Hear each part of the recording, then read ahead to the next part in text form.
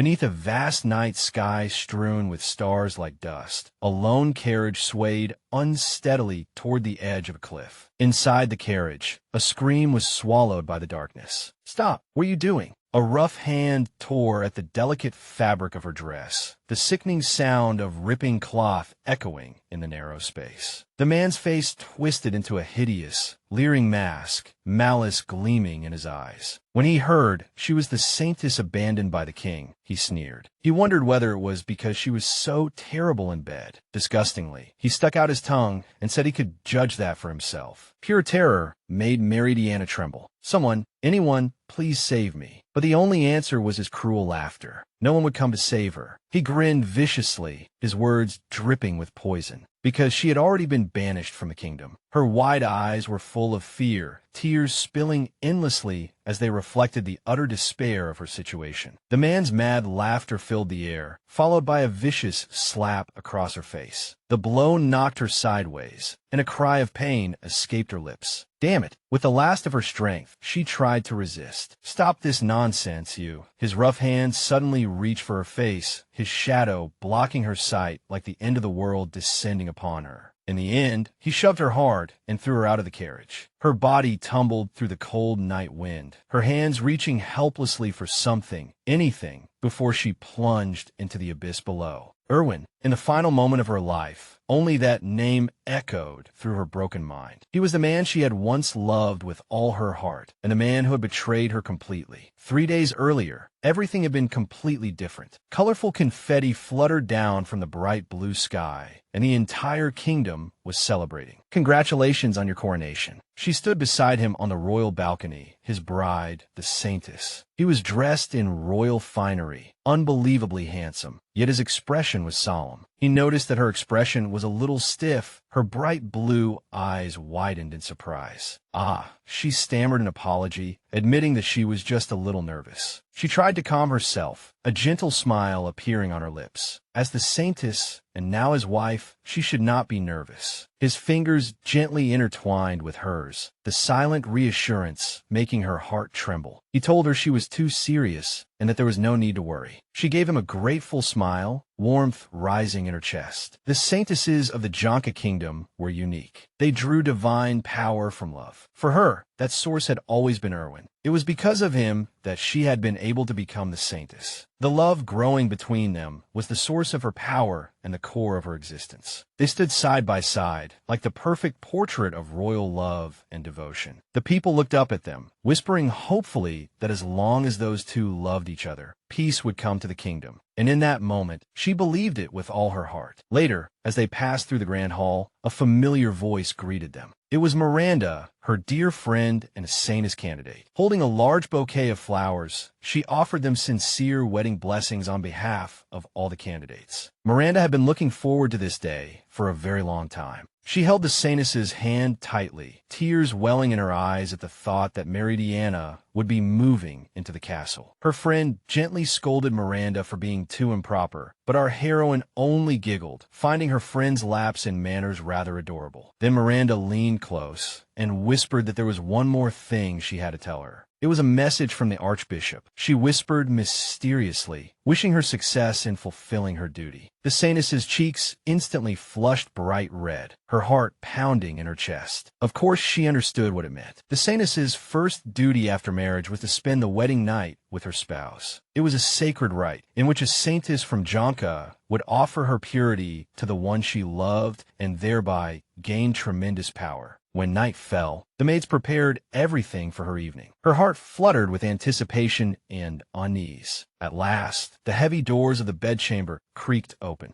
Erwin stood inside with his back to her, gazing at a beautiful rose sealed within crystal. "Erwin," she called his name. He turned around, a smile on his handsome face, and said it was beautiful. He explained that it was the royal flower, a secret treasure passed down through generations of the royal family. This mysterious flower responded to the Saintess's power and symbolized the divine protection she brought to the nation. In other words, the flower's radiance represented the strength of her power and also proved the depth of their love. Without warning, he effortlessly lifted her into his arms. "Ah!" she cried out in surprise. He held her close, his warm breath brushing her ear as he whispered a promise. Tomorrow, this flower will bloom in its most dazzling form. He carried her toward the bed, the mattress creaking softly under their weight. He looked down at her, his gaze burning, and asked if she was afraid. Her heart hammered violently against her ribs. She confessed that she was worried she would not do well. He leaned closer, his voice low and soothing, telling her there was nothing to worry about and to leave everything to him. And she did. When the Saintess allowed her own flower to bloom, the royal flower would fully blossom as well. As long as that flower bloomed, the Jonka kingdom would be blessed with abundant harvests. In pure happiness, she called his name and told him she loved him. Mayor, he too, began to say her name, his voice hoarse with emotion. Their lips met in a heated kiss, and behind them, the magical flower suddenly burst into a dazzling, beautiful light. The next morning, she woke beneath the warmth of the sunlight, but the place beside her was cold and empty. Erwin, she got out of bed, her bare feet touching the cool floor. Where could he have gone? Her gaze fell upon the royal flower, and a gasp of utter horror escaped her lips. The flower was withering. Its vivid petals were turning black, crumbling inch by inch. The royal flower was supposed to remain in bloom for as long as the Saintess's power lasted. In other words, when the Saintess lost her power, the flower would wither. A cold terror seized her. Did this mean the nation had lost her protection? Did it mean that her love with Erwin had weakened? What should I do? Where is Erwin? She clutched the sheets in panic, her mind racing. Just then, a maid came in to announce that it was time for the morning prayer ceremony. Panic spread through the castle like wildfire. Courtiers whispered anxiously in hushed voices that this marriage had been a complete failure. The Saintess's power should have grown stronger after marrying the king, yet now it was weakening. What would happen to the kingdom next? She knelt in the chapel and tried to pray, but it was useless. She could not gather even a trace of divine power. She had to find Erwin. She had to tell him about the royal flower and her power. As she hurried through the corridor, she heard his voice, gentle and intimate. I love you. She froze in place. Her blood seemed to turn to ice in an instant. She peered around the corner and witnessed the most complete betrayal with her own eyes. Erwin was kissing another woman, a mysterious figure draped in a dark cloak. Erwin. She called his name in a trembling whisper, her hand clenched tightly around the wedding ring on her finger. He turned his head, and the gaze he cast upon her held no love, not even surprise, only cold, distant annoyance. Oh, it's you. That icy voice sent a chill crawling up her spine. Was this the real Erwin? Perfect timing, he said, without a trace of warmth in his tone. There is something you should know. He stood there with his arm around the other woman, looking down at her as if she were too lowly to deserve his gaze. I no longer need you.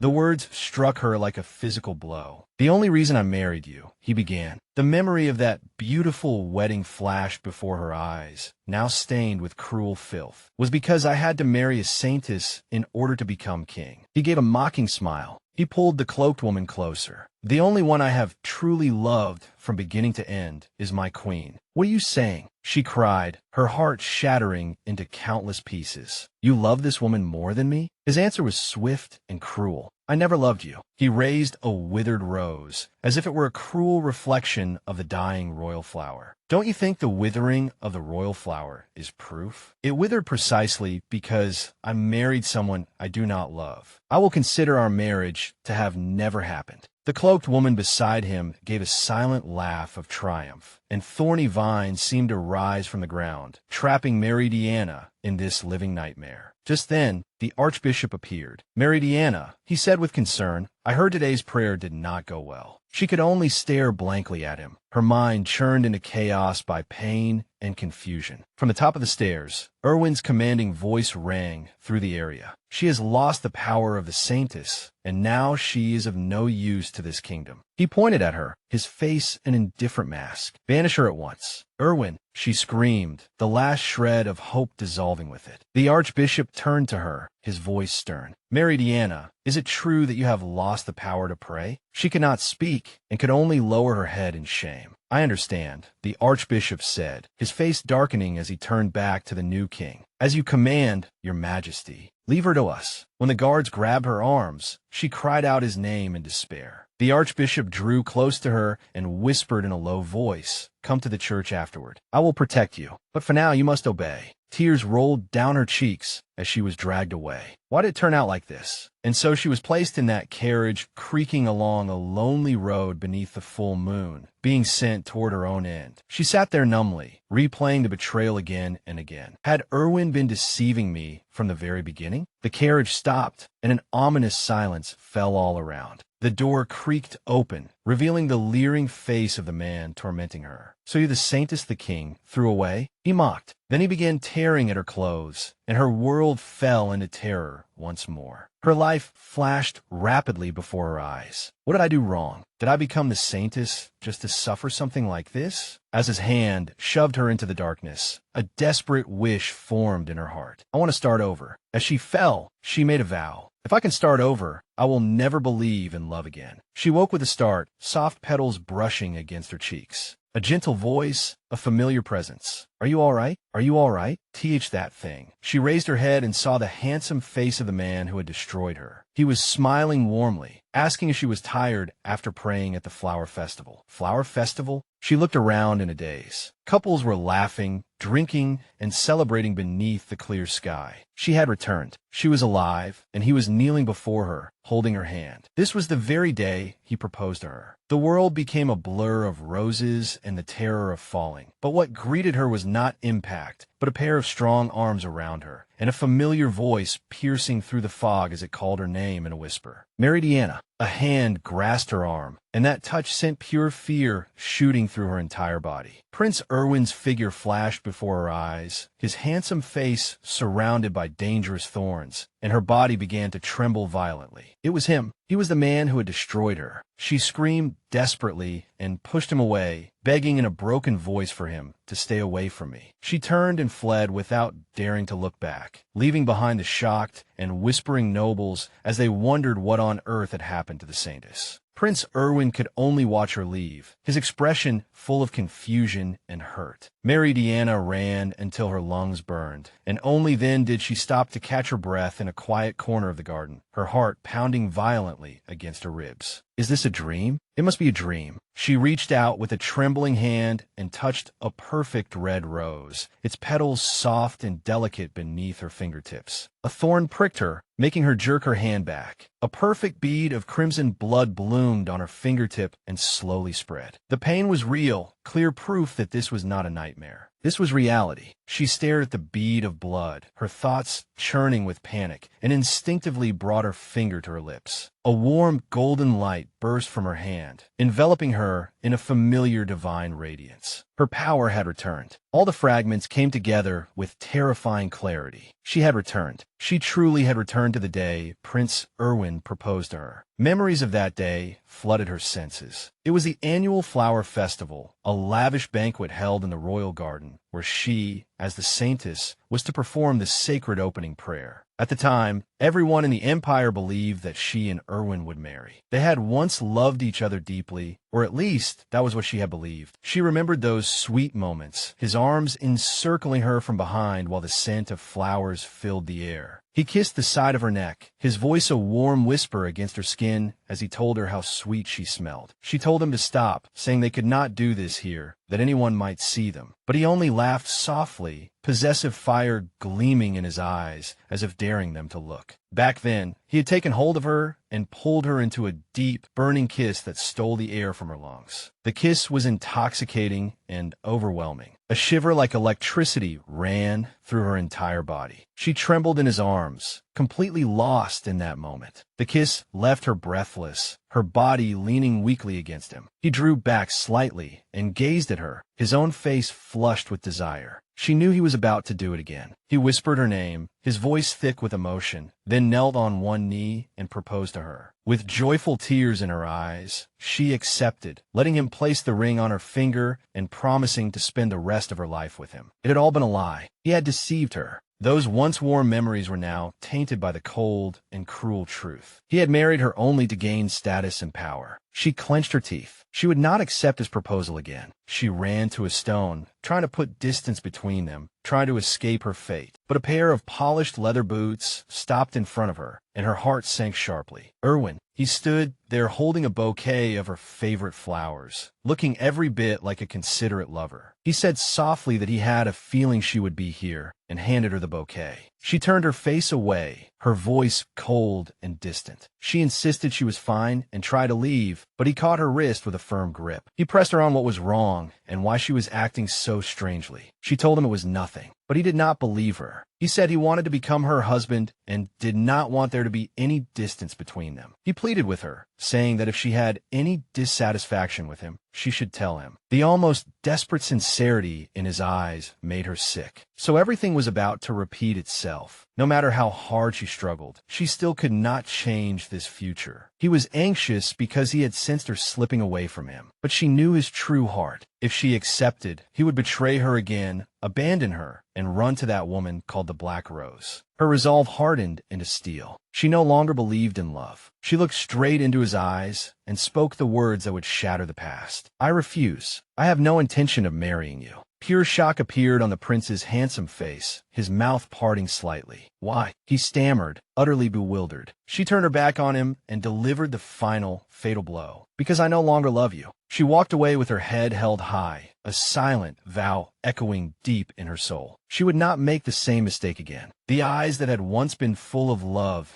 now shone with cold determination. I will not become what you want me to be. She was walking through the courtyard when a voice called out to her. Stop right there. A woman sneered. Meridiana turned around, her expression unreadable. A cold, sticky liquid was suddenly thrown onto her face, flowing down her flawless white ceremonial dress. Lady Isabella stood there, surrounded by a group of giggling friends, still holding a wine glass in her hand. In a bright, feigned, innocent tone, she said this was punishment for humiliating the prince in public. Meridiana recognized her at once. One of Erwin's most fervent admirers, a woman who had always looked at her with pure, undisguised jealousy. The count's daughter leaned closer, her voice dripping with poison, and told Meridiana that a girl like her, who did not know her place, had no right to marry the prince. She whispered that not everyone approved of the Saintess, and that Meridiana should not let all that attention go to her head. Those words should have stung her, humiliated her, but to the bully's surprise, Meridiana laughed instead, the sound soft yet chilling. The girl shrank back and asked what was so funny. Meridiana wiped a tear from the corner of her eye, her smile sweet and dangerous. Sorry, she said. I just think you're right. Her expression changed, turning gloomy and sorrowful. I was wrong all along. I used to think this world was full of kindness and love. But the truth is, I had simply been turning a blind eye to it all this time. What a ridiculous story. The count's daughter was completely confused and asked what on earth she was talking about. Before she could receive an answer, Meridiana grabbed a nearby bucket of well water and swung it hard, drenching the count's daughter and her companions. With a tremendous splash, the girls screamed in shock, and the commotion drew Prince Erwin, who was hurrying toward them. The bully, soaked from head to toe and coughing from the water, immediately burst into tears and pointed an accusing finger at Meridiana. She cried out that the Saintess had suddenly thrown water all over them. Meridiana calmly set down the bucket, wearing a perfectly innocent mask. I'm so sorry, she said sweetly. I saw a bee flying nearby and didn't want you to get stung. As if to support her words, a real bee buzzed past, and the girl shrieked in terror before scrambling away. Meridiana put on a worried look and clasped her hands together. I'm so glad it didn't sting you, she said, her voice laced with false sympathy. I'm truly sorry for suddenly throwing water on you.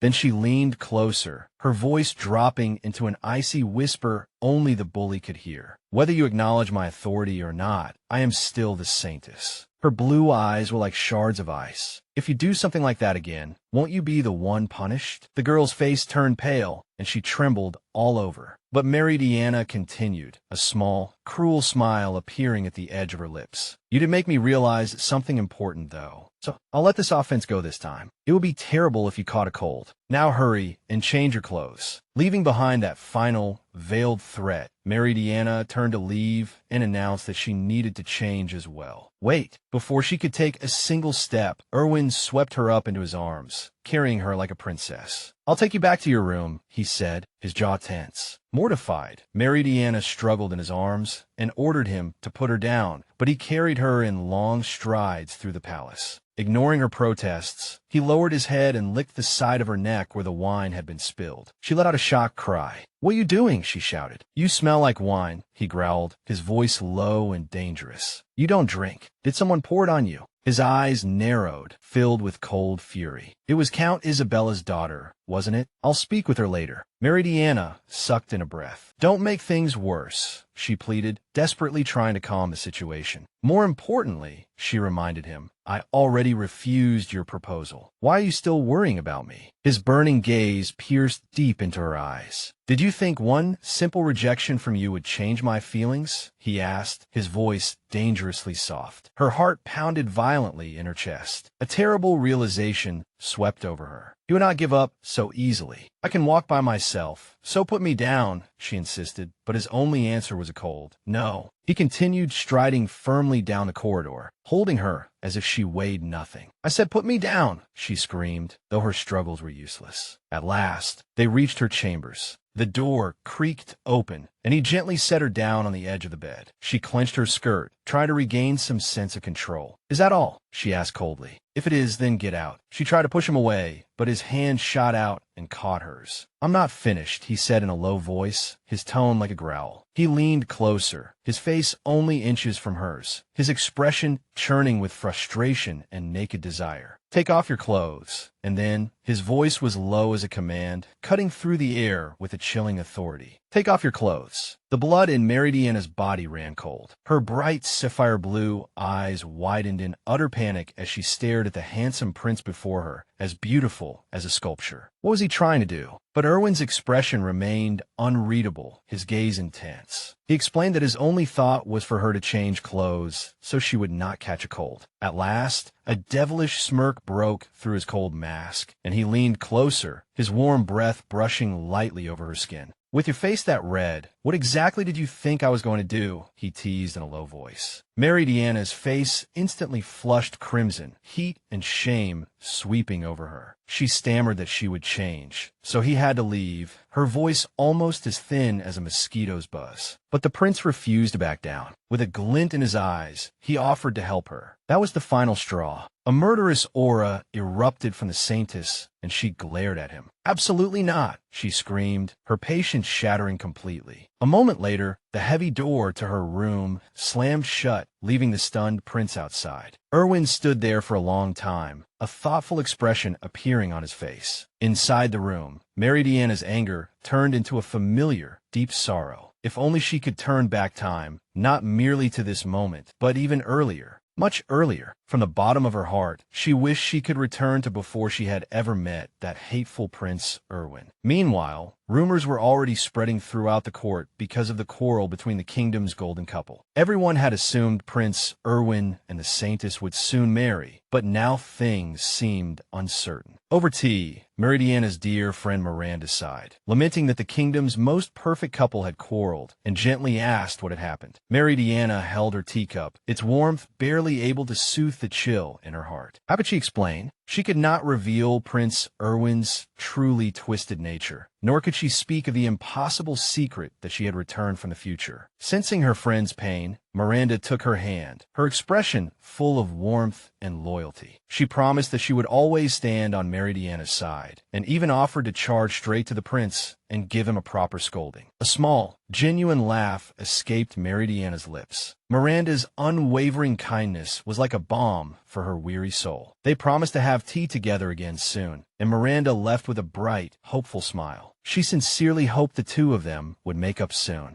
Meridiana watched her go, a sad smile on her lips. "I'm sorry, Miranda," she thought, her heart aching because of the lie. The day the two of them made up would never, Never come. Just then, a sudden commotion arose, and two maids knelt before her, one of them crying in pain. Her hand had been cut by broken glass. The wound looked deep and painful. Without hesitation, Meridiana gently took the maid's hand, and a soft, sacred light began to glow, wrapping the injury in warm radiance. A moment later, the wound vanished. She asked gently, "Does it still hurt?" The maid stared at her completely healed hand, tears of gratitude rolling down her cheeks. "It doesn't hurt at all anymore," she cried, repeatedly thanking the Saintess. As Meridiana watched the maids leave, a shadow fell over her. "You still make people happy, just as always." A familiar voice came from behind her. It was Erwin. Before she could react, his hand shot out and caught her wrist like iron tongs. "Meridiana, come with me," he ordered. He pulled her forward, his stride so long that she could hardly keep up. She shouted for him to let go, but her protests were completely ignored. He kept dragging her through the corridor until a door clicked open, and he pushed her inside. When she recognized the lavish room, her heart sank sharply. This was Erwin's bedroom. "What are you doing?" she demanded, her voice trembling with both fear and anger. His expression was cold and calculating. It seemed her feelings had not changed since the flower festival. He said calmly. If he did not use such methods, she would only run away, would she not? Then he looked at her, a trace of desperation flashing in his eyes. He only wanted to talk to her, but she turned her face away, her voice like ice. "I have nothing to say to you." "Look at that," he insisted, guiding her gaze. Her eyes followed his, and a gasp escaped her lips. On that pedestal sat the royal flower. In her previous life, it had been devoured by thorns and withered away. But now it was shining brightly. She remembered how he had once asked her if she no longer loved him. But as you can see, the royal flower is still glowing. His voice lowered as he took her hand. "This is proof of the love between us." He moved one step closer, and the suffocating pressure of his presence nearly stole her breath. Why had she suddenly rejected him like that? His hand pressed against her chest, his eyes searching hers for an answer. Why? Her mind was in chaos. It was true. Her healing power still worked, which meant she had not lost her love for him. But her gaze was as cold and hard as shards of ice. "I don't believe in your love." "What?" he whispered in shock.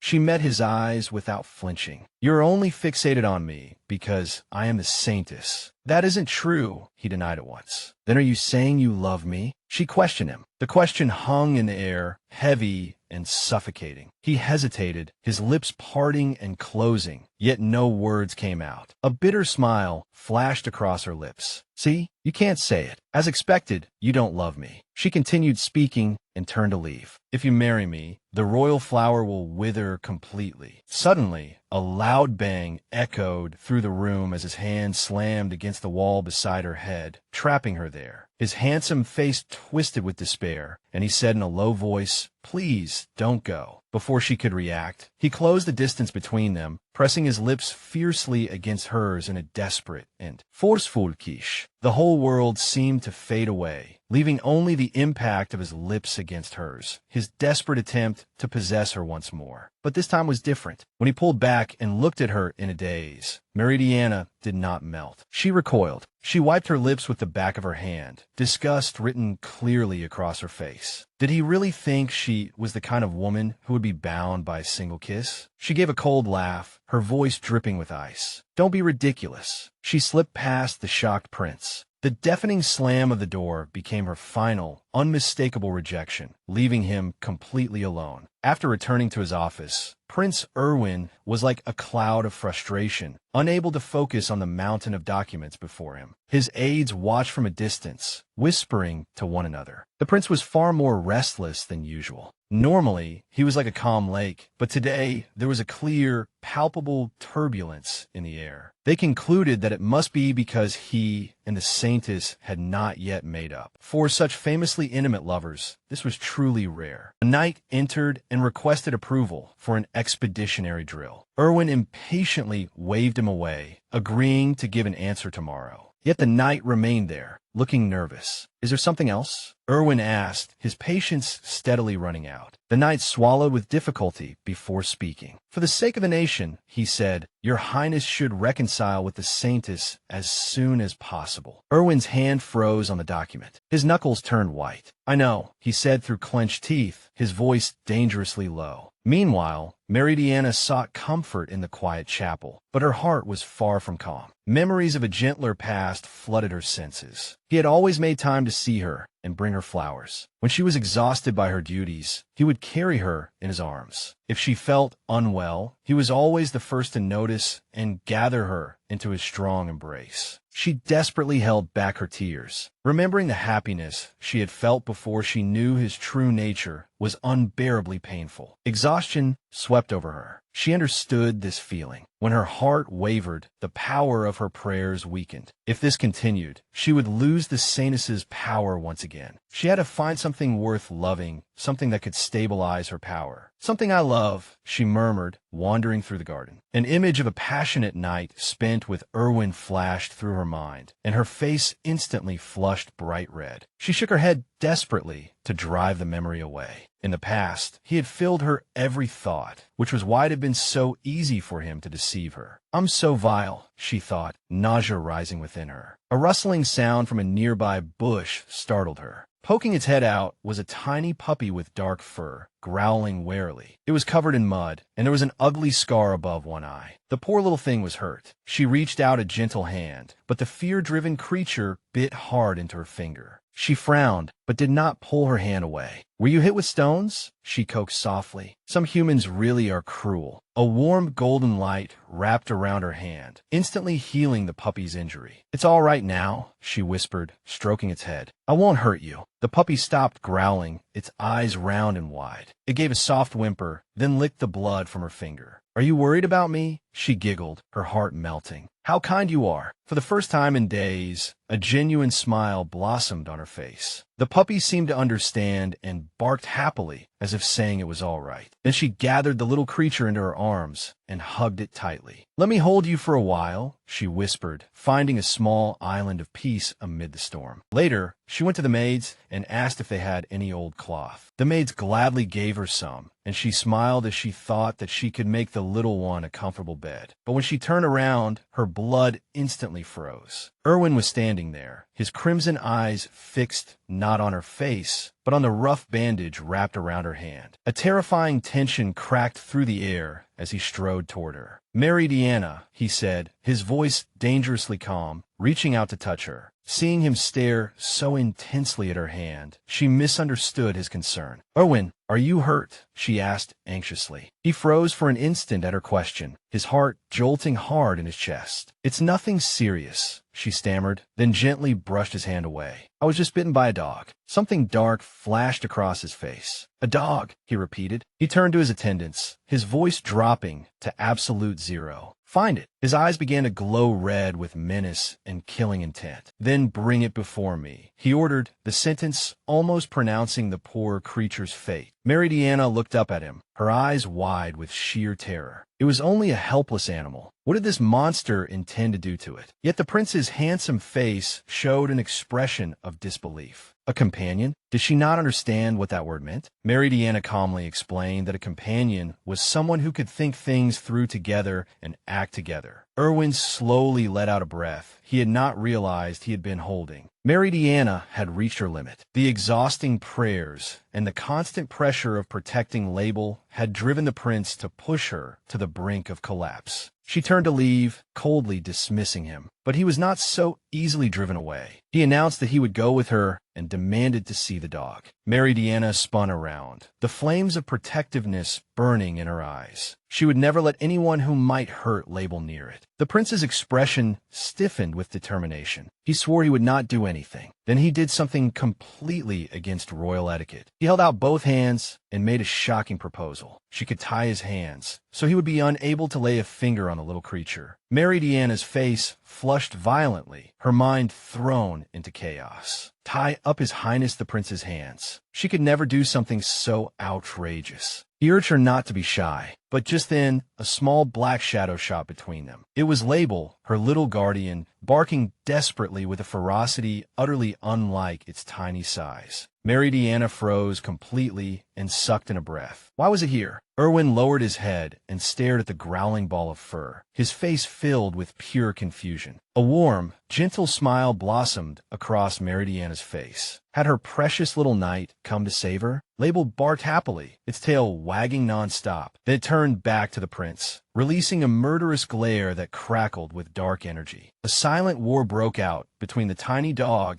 and the powerful prince. Meridiana was utterly captivated, her heart melting at the sight. Label was truly too adorable. She picked it up and cuddled it affectionately in her arms, and the puppy looked impossibly smug there, practically showing off. Erwin was completely speechless as he watched the scene before him, a storm of complicated emotions gathering in his eyes. A maid came running over, out of breath and apologizing repeatedly. The moment she had opened the door, Label had run out. Meridiana felt dizzy and swayed on her feet. She comforted the maid, saying it was all right and that she would take it back. She only wanted to return to her room and rest, but then she sighed, remembering that she still had to make a bed for Label first. Erwin looked at her with an unreadable expression. Suddenly, he reached out and lifted the still growling dog from her arms. Meridiana cried out in shock at his sudden action. He only said calmly that he would carry it. He leaned down toward the still protesting ball of fur and said in a low voice, "Your master is tired." He gently patted the puppy's head to quiet it. "Now behave and be quiet. Let me carry you." Then he strode past the utterly bewildered Meridiana without another word. "Let's go, Meridiana," he called back, leaving her stammering behind him. As he walked away, carrying her precious Label, she protested that she could carry it herself, but her words were completely ignored. After returning to her room, she silently watched as the prince of the Jonka kingdom not only brought her dog back, but also began making its bed. She tried to send him away, reminding him that he must still have work to do, but he ignored her. He walked straight past her, his presence filling the entire room. He stopped behind her, his voice low as thunder, sending a shiver down her spine. "Are you not going to treat that wound?" Meridiana stiffened, shocked that he had noticed the bandage on her arm. "It's nothing serious," she insisted. He did not believe her. He did not think she would have gone to the trouble of bandaging it if the wound were not serious. He pointed out the frightening truth directly, his gaze intense. "Perhaps your Saintess power has become unstable." Cold sweat slid down the back of her neck. He knew. His face held a mixture of frustration and deep concern. That was it, wasn't it? He was the last person she wanted to discover this. "Don't be so stubborn," he pleaded, taking her hand. His grip was firm, but not painful, his voice urgent. If they married, her power as the Saintess would grow stronger. She shook off his hand as if she had been burned, her voice cold as frost. "Do not trouble yourself over me," she declared. She would never marry anyone, and vowed to protect the kingdom with her love for Label. A shadow passed over his handsome face. "Do you really think you can do that?" he demanded. She shot back that love had nothing to do with species. Unlike him, Label never held back from showing her affection. The words stabbed into his heart like a dagger. She could believe in Label's love. The implication was painfully clear. She thought his love was worth less than a dog's, not worth mentioning at all. Her eyes were cold, without a trace of warmth. "Of course, you don't love me at all." He stepped forward, his voice softening. "May I tell you something?" He reminded her that she had once asked him what exactly he loved about her. If he told her now, would she believe him? He did not wait for an answer. He liked that she was never swayed by other people's opinions, and her strong character was something remarkable. Meridiana's eyes widened, her breath catching in her throat. He took another step forward, his gaze unwavering. He respected the way she loved people without discrimination, and he admired her perfectionism and powerful sense of responsibility. Though he also admitted that the way she always pushed herself too hard was somewhat troubling. Thump! Her heart began to race. She had always thought he was too clumsy with words to praise anyone. But this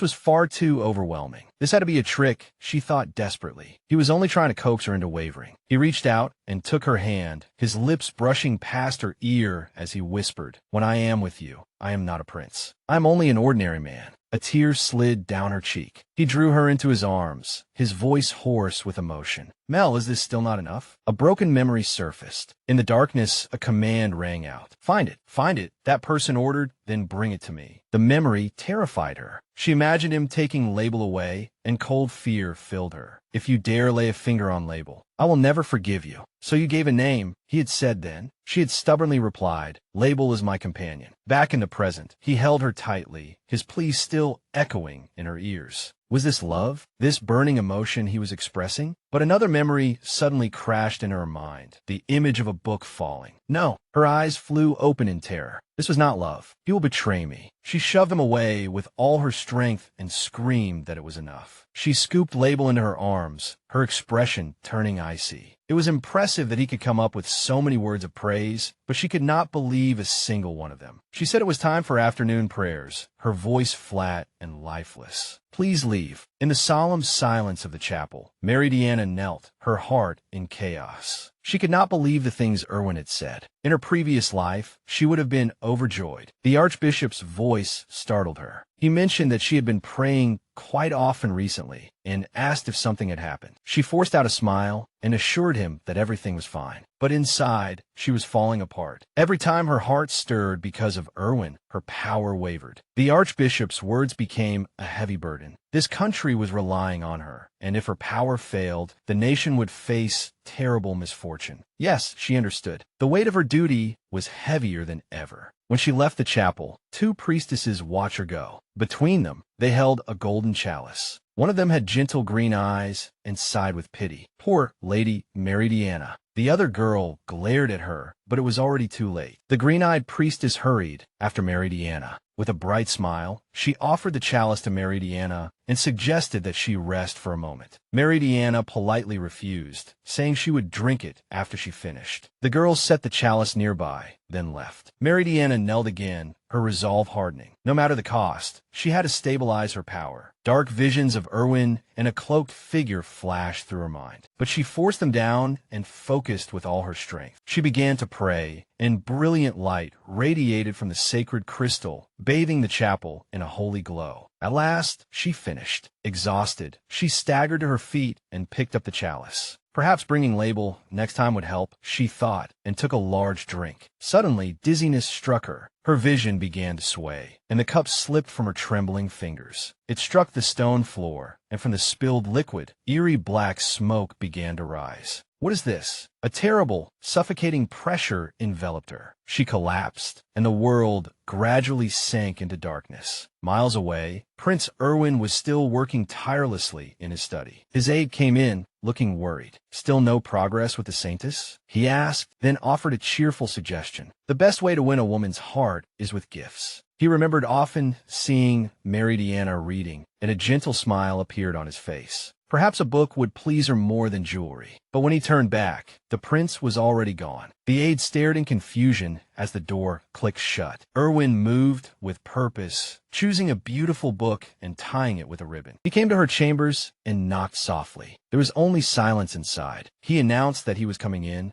then pushed the door open. He looked inside. The room was empty, with only Label in his basket, growling softly. The dog ignored him and curled up to sleep. Fear clenched Erwin's stomach. He saw that her bathing things were still laid out and used. A shudder ran through his entire body. His hands clenched into fists, and pure terror seized him. Something was terribly, horribly wrong. The book, forgotten, fell to the floor. He rushed out of the room, his desperate roar echoing through the empty corridor. Meridiana. In a cold, dark dungeon, water dripped from heavy chains. The chains rattled, imprisoning a familiar figure. It was Meridiana. She was unconscious, bound to the wall. Water splashed on her face, and she slowly blinked awake. The clanging of chains threw her into sudden panic. Where am I? She thought, her heart pounding wildly. A sweet voice cut through the darkness, filled with malice. You finally woke up. Meridiana jerked her head up, her eyes widening in disbelief. You, but why? The green-eyed priestess stepped into the torchlight, her face twisted into a smug, vicious smile. She looked down at the helpless Saintess like a predator that had finally trapped its prey. Meridiana's eyes flew wide open, and bone-deep fear seized her heart as a cold voice echoed in the darkness. Have you finally awakened? The voice said softly. When Meridiana saw the smiling face of Clarice, a fellow Saintess candidate, her blood ran cold. She said she had been waiting for a long time. The name Clarice slipped from her lips like an incredulous whisper. But But the woman's smile was cruel and distorted. Her thoughts spun backward, trying to understand this betrayal, images flashing before her eyes. A memory of Clarice appeared, her face streaked with tears and full of despair. And then another, more recent and more horrifying memory, blood running down Prince Erwin's godlike face as he gasped and struggled to survive. The present chaos crashed back over her, and she saw Erwin standing before her now, covered in blood and wounds, shielding her with his body against some unseen threat. He gritted his teeth in pain and grabbed the thick iron chains binding him, a low growl rumbling from his chest. With the sound of metal tearing apart, he actually ripped the chains from the wall, defying all reason through sheer willpower. But why? Why would Clarice do this? A memory surfaced. She had once made a promise to a sweet little boy, her younger brother, who had asked her to become a saintess worthy of praise. That was the beginning of her obsession.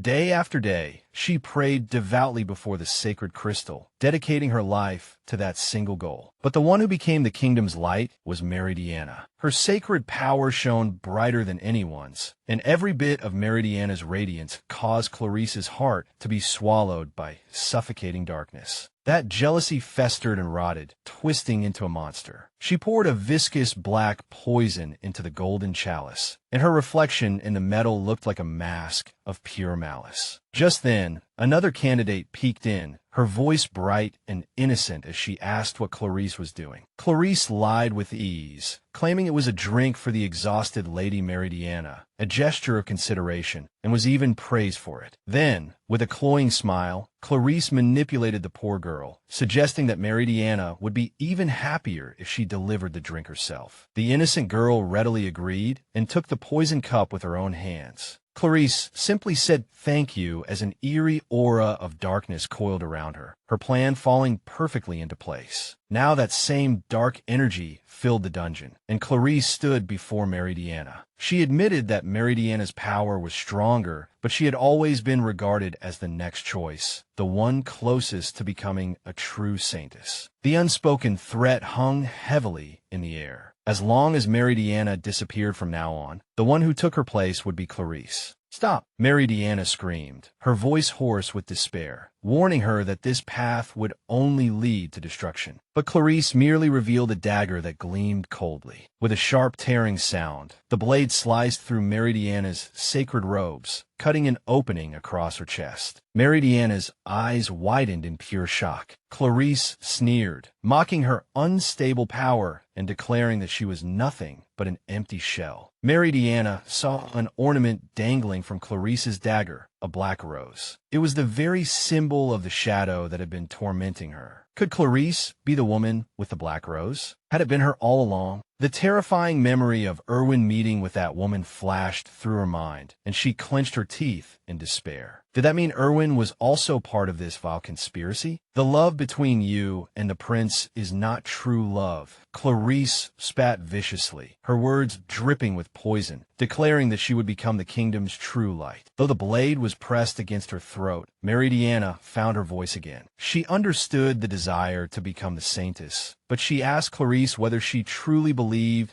she could become the saintess of love by hurting others like this. The question struck a nerve. Clarice's face twisted with sheer rage, and a hoarse roar tore from her throat as she told her to shut up. She lunged forward, this time not with the dagger, but with her bare hands, tearing at Meridiana's already damaged dress. "You only gained that enormous power because you seduced the prince with your body, didn't you?" She screamed, her accusations growing more and more unhinged. Meridiana struggled to force out a denial, but Clarice had already fallen into madness. She grabbed a burning torch from the wall and laughed as she announced that she would purify Meridiana's sinful body with fire and set the entire room ablaze. Flames licked at her heels as Clarice turned and left, drowning in her own delusions, convinced that as long as Meridiana disappeared, the title of Saintess would finally belong to her. Meridiana's heart broke. Clarice had been beside her all along, yet she had never noticed the abyss of pain within her. She clenched her chained fists as despair surged through her. She truly had no idea what other people were thinking. Just like,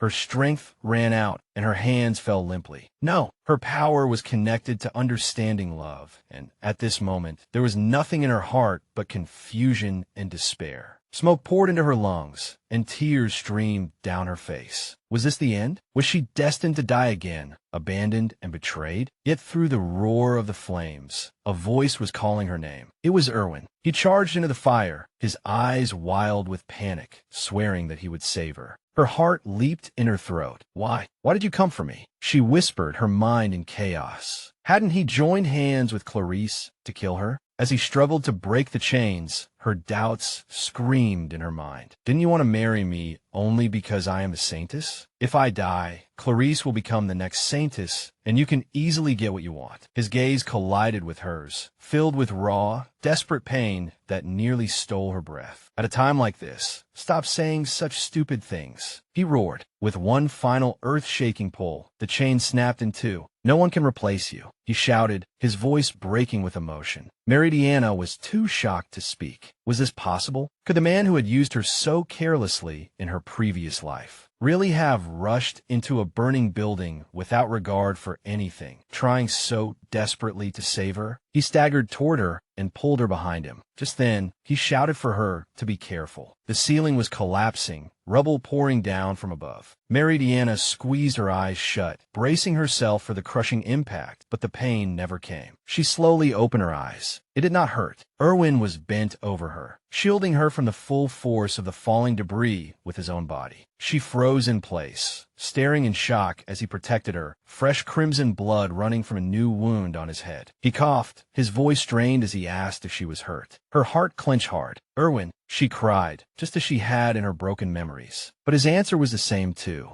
As long as you are safe, he whispered, nothing else matters. He gritted his teeth against the pain and turned his attention to her shackles. With another burst of adrenaline, he shattered her chains as well. He quickly draped his splendid red cloak over her torn dress and asked if she could stand. She nodded numbly, her mind unable to process the truth before her. Why was he willing to risk his own life to save her? In her previous life, he had looked in her eyes and said he had never loved her. He stumbled, his injuries finally beginning to drag him down. Erwin, she cried, instinctively reaching out to support him and trying to heal him. But his cold words from the past echoed in her mind, extinguishing her light like a cruel ghost. Her hands trembled, and her power flickered before going out. This was not the time to think about that. No, she thought in panic. My power. The image of him together with the woman in the black rose cloak filled her mind, and suffocating fear and confusion made her heart hammer in her chest. Get out of here, he ordered, grabbing her hand and pulling her toward the exit. But she hesitated, unable to leave him behind. More of the structure collapsed, and he pushed her behind him again. I still have something to do down here, he lied, his face pale and tense. You will only get in the way, he said, pushing her towards safety. Get out of here. But she saw the truth in his eyes, that pain of self-sacrifice. It was clearly a lie. He intended to die for her. Please? He begged, his voice gentle and trembling. If anything happens to you, her heart skipped a beat. Thump. He gripped her shoulders, his gaze burning. Mary, go. I can't, she whispered, the words leaving her mouth before she realized it. Please stop saying it, she pleaded, tears in her voice. Stop saying things that sound as if you loved me. Even though I hated you so much, even though I hated you for betraying me, I still can't leave you here to die. Brilliant. Warm light burst from her hands, becoming a powerful wave of healing magic that enveloped them both. The effort drained her completely, and she collapsed gasping into his arms. He held her tightly, a tear sliding through the dirt, and blood on his cheek. Thank you, Meridiana, he whispered, lifting her into his arms and carrying her out of the sea of flames. Outside, the royal knights rushed to their side and reported that they were safe and that the suspect had been arrested. From the safety of Erwin's arms, Meridiana looked over. The knights confirmed the report, pointing to the bound and defeated Clarice. Her face was smeared with dirt, her eyes hollow, and she only tugged uselessly at the ropes. One knight said it was fortunate they had not been caught in the collapse, and the word fortunate seemed to snap something inside her. Clarice, Stop pretending to be the victim. You bitch, she screamed, her face full of pure hatred. The one who should be arrested isn't me. It's her. Meridiana lowered her eyes to the pitiful woman, her gaze cold and clear. She spoke, her voice calm but firm. The source of your power is your younger brother, isn't it? Clarice glared back stubbornly. So what? Meridiana's gaze was as cold as ice. Did you never think that killing me, the current Saintess, would bring trouble upon the family you cherish? The question struck Clarice like a physical blow, and her eyes widened with horrified realization. How could someone who cannot even consider her own family ever wield the power of love? If what you wanted was power, shut up, Clarice screamed, clenching her fists and trying to summon her sacred magic. But nothing happened. Complete panic appeared on her face.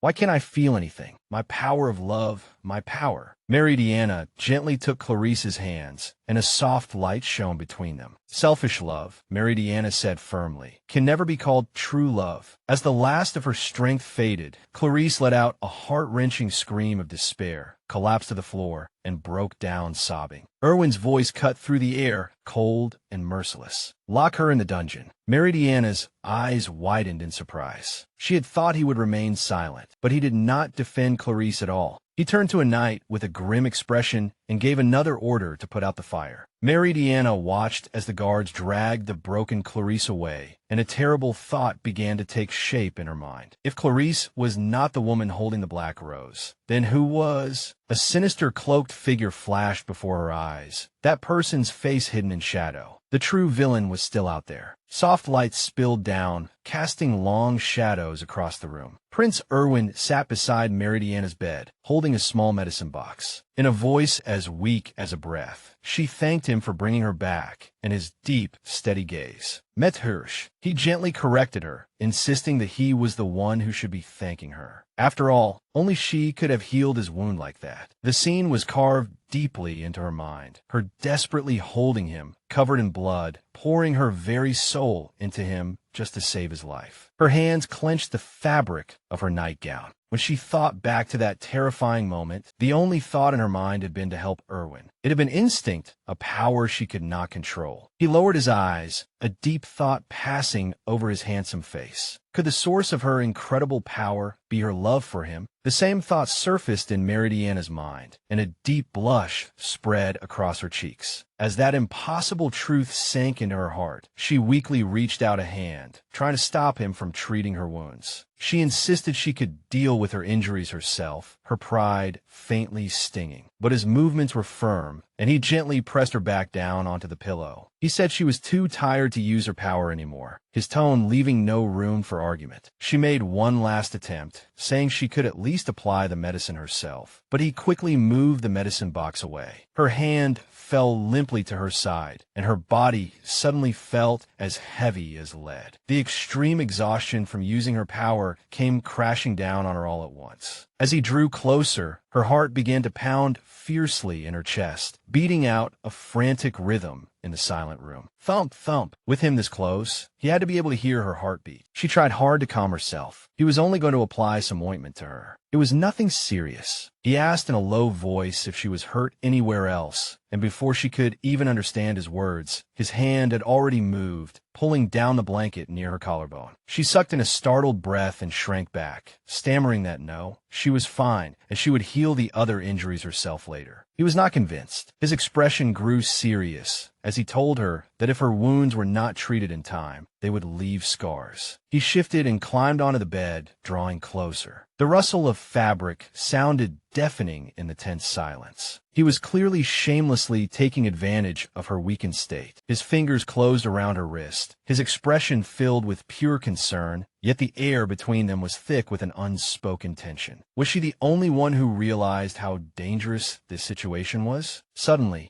his expression darkened. He admitted that he was very angry. Meridiana blinked in confusion. His fingers lightly touched the bruised skin at her waist, and his voice dropped, becoming dangerously cold. A Saintess candidate had actually injured her like this. His touch felt like a silent, possessive declaration. He declared that she deserved a fitting punishment. A murderous aura radiating from him. Meridiana's heart sank as she looked into his furious eyes. Was he really certain he wanted to punish Clarice? His answer was swift and cruel. It was what she deserved, and there was no reason to show her mercy. Meridiana suddenly understood. If Clarice truly were the woman with the black rose, he would never have said that. In other words, she was not that person. His eyes narrowed suspiciously. Did Meridiana want to protect that girl? His sharp gaze demanded an answer. But just then, his fingers spread the cool ointment over her waist, and she softly gasped, her body trembling. An unreadable emotion appeared in his eyes as he met her gaze and said in a low voice that the treatment was finished. Oh no, she just made a strange sound. She was sure of it. Meridiana was so embarrassed that she pulled the blanket up over her face, her cheeks burning hot. Erwin sat back and closed the medicine box with a soft click. As he turned away, she caught a glimpse of a faint blush on his own cheeks as well. Then he coughed softly and covered it up as if nothing had happened. Meridiana, he said, his voice suddenly serious again. Should the two of them not be together? The question hung in the air, heavy with unspoken longing. She turned her head, unable to face him. He continued to press her, naked vulnerability in his voice. Was her power unstable because she was desperately trying to leave him? Did she want to leave him that badly? Silence was her only answer. At last, she gathered the courage to meet his gaze, her expression turning cold and hard. She said that the reason she wanted to leave, each word like a carefully aimed blade, was because she no longer loved him. He looked away, pain etched into his handsome profile, pain he could not fully hide, and a soft sigh escaped his lips. "I understand," he murmured, as if in sheer helplessness. That was it, she thought with a heavy heart. This should be enough to finally make him give up. But his next words shattered her resolve. "If that is true," he began, taking her hand, "then use me," he pleaded, his gaze locked firmly on hers. "Use me to stabilize your power, even if only a little." He did not care whether she truly hated him. He would not let her suffer. He pulled her closer until their faces were only inches apart. If she wanted to reject him, she could go ahead and reject him. But in exchange, he would also do what he wanted to do. His eyes burned with fierce, unwavering determination. Her mind went blank with shock. He had not given up on her at all. Looking at this man, so persistent and so desperate, she could not help wondering, would this Erwin truly betray her so cruelly one day? A fragile and dangerous hope quietly bloomed in her chest. It was a foolish wish, the hope that he would love her forever. "Can I really use you?" she asked softly, as if testing him. "Yes," he answered immediately. She pressed further, her voice as cold as ice. "Even if I never marry you?" The cruelest test she could think of lay between them. "Yes," he answered without hesitation, his voice firm. "As long as I can stay by your side, I don't care." A tear slid down her cheek. But why? She thought, her heart aching. Why would he go this far? Even though she knew he would not change his mind. He told her that the royal flower had bloomed especially brilliantly that morning, and that was proof that her feelings for him had changed, even if only slightly. She shouted fiercely. No matter what he said, she would not waver. He promised to become her strength, but it only reminded her of the cold memory of another Erwin, the one who had spat "I never loved you" at her like poison. She sighed wearily. She could not forget the real Erwin, the man who had destroyed her. Fine. So she made up her mind, her gaze turning cold with resolve. She would use him when necessary. "Do as you please," she said, her voice devoid of emotion. In the next instant, he pulled her sharply into his arms and buried his face in her hair. "What are you doing?" she stammered, completely caught off guard. He simply reminded her of the agreement between them. She could do what she wanted, and in exchange, he would do what he wanted. His lips descended toward hers, his intention unmistakable. Just as their lips were about to touch, a loud crash came from the doorway, shattering the intimate moment. Erwin pulled away, his expression terrifyingly dark as he glared toward the source of the interruption. He sighed in frustration, said he would go see what it was, and then lowered his legs from the bed. He opened the door and found a small, fluffy creature sitting on a tray. "Oh, it's you again," he muttered, recognizing the growling ball of fur named Ribel. The little dog let out an unexpectedly fierce growl, clearly displeased to see the prince. Ribel leaped past him defiantly and rushed into the room. Meridiana's entire face lit up with pure, unconcealed joy. "Ribel," she cried, opening her arms. The little dog jumped into her embrace, happily, and eagerly licking her face. She hugged it tightly and apologized tenderly, saying she had come back too late. Erwin watched them for a moment, his anger gradually melting away, then walked over and gently patted Rival's head. After that, he bent down and placed a gentle, lingering kiss on Meridiana's forehead. Her eyes widened in surprise. "We'll continue this later," he murmured, a devilish smile appearing on his lips, "when you feel better." With that unsettling promise, he turned and strode out of the room. Meridiana held her dog, her heart in chaos. Why was the Erwin in this life more forceful and more passionate than the man in her memories? Later, while drinking tea on a sunny balcony, her friend Miranda brought up the approaching flower festival. Meridiana slowly sipped her tea, her face a mask of indifference. That ceremony was a grand competition where the candidates competed for the title of Saintess for that year. The winner would be appointed Saintess, while the losers would be sent back to continue honing their skills. Meridiana had been chosen twice in a row, while Clarice, who had betrayed her, had always come in second and Miranda third. Miranda chattered happily that with Clarice gone, Meridiana was certain to win again. But at the thought of winning, Meridiana's stomach tightened. That would mean fulfilling even more duties with Erwin. Miranda immediately noticed her friend's unease. Did she really hate being with the prince that much? Miranda suddenly had a realization, her teacup clinking sharply against its saucer. Was that why her prayers were taking longer and longer? Was her power weakening because of stress? Meridiana merely gazed at her worried reflection in the cup. That was her only answer.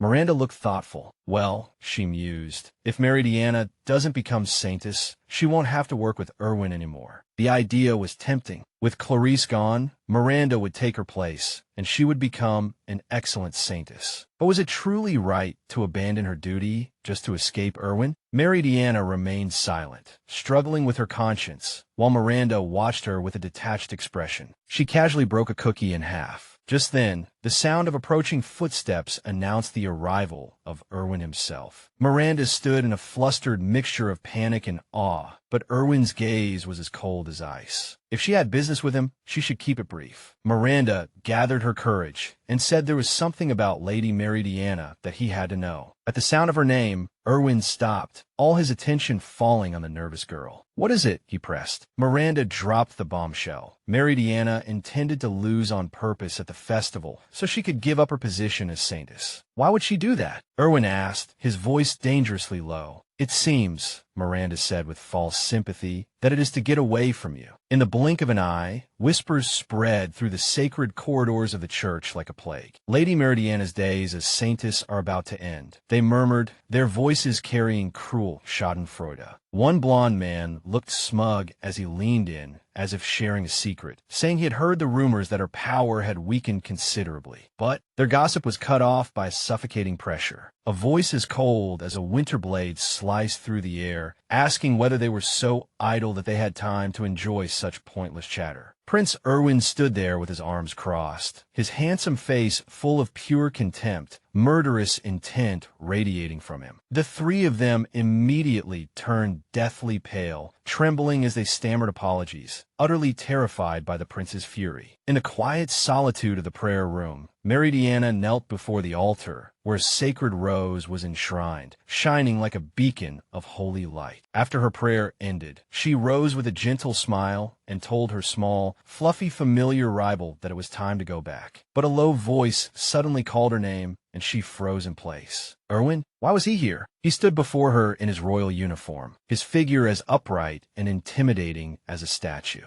Her little guardian, Ribel, let out a fierce growl, sensing the danger that this man brought. The prince ignored the tiny creature, his crimson eyes fixed firmly on Meridiana. He announced that they were going into town to carry out their duties and told her to prepare to leave. Her eyes widened in confusion. Duties in town? She had heard absolutely nothing about this. In the next moment, she was already walking down the bustling streets, pink petals dancing in the wind. The townspeople greeted them with warm smiles, calling out to the Saintess and Prince Erwin. A woman giggled, saying they seemed to get along so well and asking if their wedding would soon be on the agenda, making Meridiana laugh awkwardly. She moved closer to Erwin and asked in a low, angry voice what kind of duty this was, without even any guards. He did not even look at her, his expression calm and composed. He simply knew that if he had not said it was a duty, she would not have come. He had tricked her. She sighed. He explained that in preparation for the flower festival, someone had asked him to treat all Saintess candidates fairly, and this was part of their official duties, so no one could complain. His logic was flawless. A perfect loophole. Meridiana's heart skipped a beat. Had he really gone this far simply because he wanted to go out alone with her? After a while, Erwin seemed to sink into thought,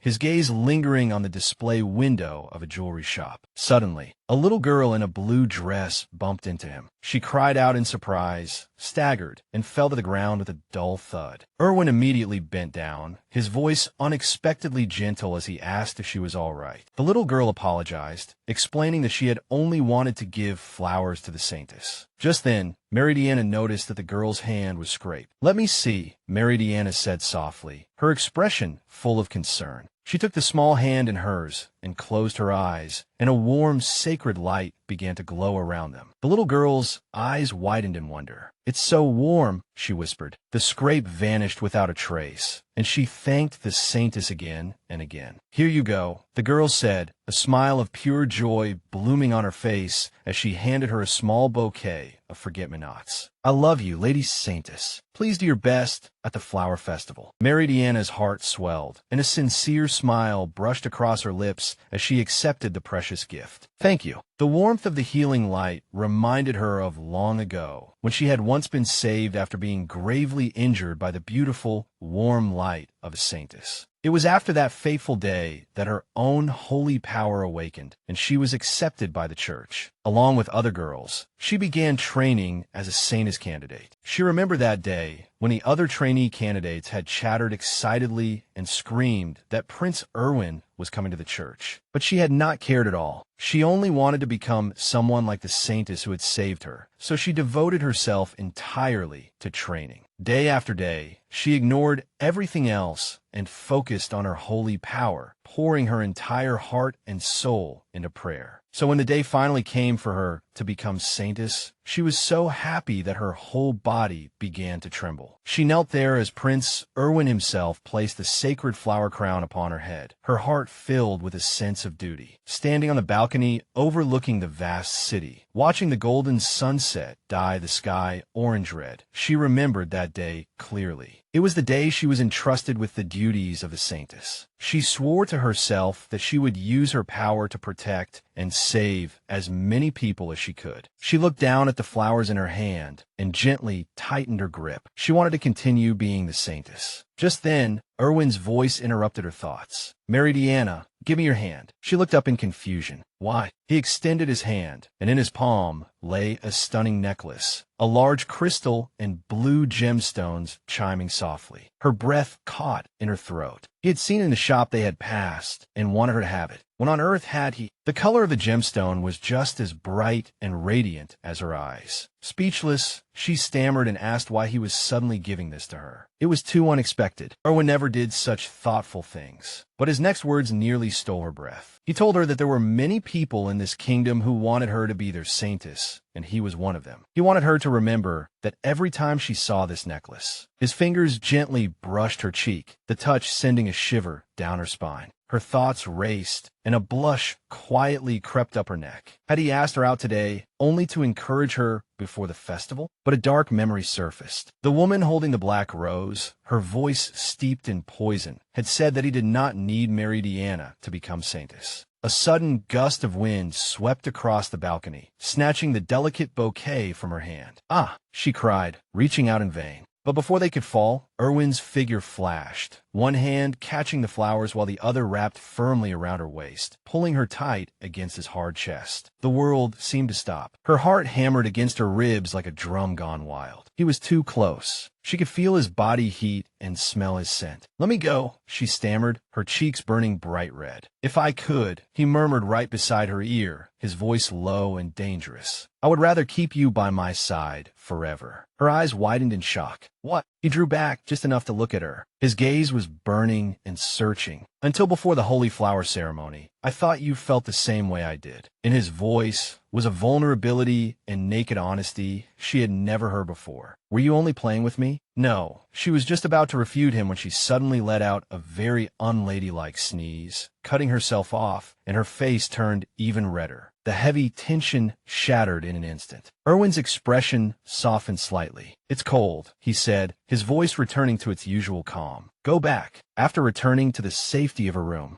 Meridiana was still unsettled. Who exactly was playing with him? His plan was so obvious. Marry the Saintess, become king, then cast her aside and go find that Black Rose woman. Yet he still had the nerve to pretend he had feelings for her. Did he simply want to watch her fall in love with him, so he could enjoy the sight of her despair when he abandoned her in the end? What a vile hobby. Sensing her unease, Rybel made a sound, and she hugged the little creature to her chest, seeking comfort from it. But she would not let him have his way. Right now, she had to focus on the Holy Flower ceremony and protect her position as Saintess. After stroking Rybel one last time, she left for the church to make her routine report. As the carriage passed through the courtyard, onlookers covered their mouths and whispered, "It's Lady Meridiana. I heard she's been especially cold to Prince Erwin lately. Maybe she's grown arrogant after being Saintess for several years." Meridiana sat upright, her expression utterly unmoved. No one knew Erwin's true face. People saw her as the villain, and there was nothing she could do about it. The carriage wheels rattled over the stone bridge. Through the carriage window, her heart suddenly tightened. Her gaze landed on the balcony where they had stood together yesterday. His burning gaze, his possessive embrace, and that murmured sentence all flooded into her mind. "I would rather keep you by my side forever." She shook her head fiercely, her cheeks hot and flushed, as if trying to fling the memory away with emotion. "I really want to forget what happened yesterday," she thought desperately. Just then, her sharp eyes caught a fleeting movement in the crowd. A figure in a trainee uniform was quietly leaving the main road. Why would a Saintess candidate trainee be here? She wondered, her curiosity piqued. When that figure met another woman in a dark alley, a chill ran through Meridiana's entire body. The trainee wore a familiar and ominous accessory on her wrist. Was it a Black Rose bracelet? Her mind screamed, "Stop the carriage." She did not wait for the carriage to come to a complete halt, her heart pounding like thunder in her chest. She peered around the corner and saw the hooded trainee speaking with another woman. The trainee was asking whether the bracelet the other woman had given her could really strengthen her power. Meridiana held her breath. Was that the Black Rose woman? However, when the hood slipped down and revealed a familiar face, Meridiana's world seemed to tilt sharply. Pure shock struck her hard. Impossible. It was Miranda. The Black Rose woman was actually Miranda. The other trainee was complaining, saying that ever since she put on the bracelet, she did feel that her power had grown stronger. Miranda merely smiled sweetly and confirmed that she felt the same. But the other trainee then confessed that now that she had worn it for so long, she felt her power gradually weakening. Miranda's smile did not waver. She comforted the girl, saying it was only temporary and that her own power had recently grown much stronger. "Just trust me and wait a little longer. Everything will get better." Her tone was light, filled with false confidence. "I believe you," the girl replied, completely unaware. Hiding behind a wooden barrel, Meridiana felt a chill crawl up her spine. The bracelet. It was the same as Clarice's bracelet. Had Miranda given one to Clarice too? A terrifying truth began to take shape in her mind. As soon as the other trainee left, Miranda's sweet expression twisted into a malicious sneer. "What an idiot," she giggled, her voice dripping with poison. "How could I possibly give you something that truly strengthens your power? I only needed you to be useful to me." Meridiana sucked in a breath, her hand flying to cover her mouth. She had never seen Miranda wear such an expression before. It was pure evil. She could no longer keep hiding. "Miranda," the girl spun around, surprise flashing through her eyes, then quickly composed her expression and put on a pleasing smile as she asked why Meridiana would come to such a filthy place. But Meridiana cut her off, her voice steady and cold. "I heard everything." Miranda's smile froze for an instant. "Heard everything? Do you mean you heard that I used these bracelets to steal the power of all the Saintess candidate trainees?" She shook the cursed item, admitting everything with a chilling smile of arrogance. "How can you say that so casually?" Meridiana whispered in horror. Her shock soon turned into righteous anger. "I will report this to the Archbishop," she declared, her voice filled with resolve. "So you had better prepare yourself for what comes next." Miranda merely laughed without the slightest concern. "Do as you like," she challenged. Miranda turned to leave, but just as her hand touched the door, the click of a bracelet fastening sounded behind her. Miranda's voice sank into a threatening whisper, wrapped in dark energy. "The one who truly needs to prepare herself is you, Lady Meridiana." The Archbishop's voice trembled with disbelief, echoing through the tense silence of the hall. "What did you say?" His eyes widened in shock as he stared at Meridiana standing before him, while her own heart was pounding wildly against her ribs. She repeated the dreadful accusation. "Miranda is stealing power from the other Saintess candidates." She confirmed it was true in a voice she forced to remain steady, though it still could not hide the turmoil within her. The bracelets Miranda had generously handed out were not gifts at all, but cursed tools meant to steal the divine power of their holders. A memory seared through her mind. Miranda shaking that bracelet, a twisted and triumphant smile on her face. Meridiana urged him to summon Miranda and have her explain herself. The Archbishop nodded gravely, his expression hardening. "Understood," he said, turning to give the order. But a deceptively sweet voice stopped him in his tracks. "Why are you blaming me?" Miranda stepped into view, looking utterly hurt and innocent, and Meridiana's blood ran cold. Miranda's eyes were already brimming with crocodile tears as she cried out Meridiana's name, as if she were the one who had been cruelly betrayed from the very beginning. She sobbed, "Are you trying to deceive me and frame me?" With masterful acting, she twisted the narrative, her voice choking with false emotion. "Lady Meridiana was the one who told me to give these things to the Saintess candidates. She took out an identical cursed bracelet, and now this evidence completely pushed Meridiana into a disadvantageous position." Meridiana could only stand there dumbfounded, utterly horrified. What? This could not be happening. The world around her seemed to dissolve into a vortex of dark, thorny roses. The trap had snapped shut, the scene shifted, and the accusation had now become a formal charge. A knight presented the cursed bracelet on a silver tray. "When we searched the Saintess's room, we found this in her desk drawer." "Impossible,"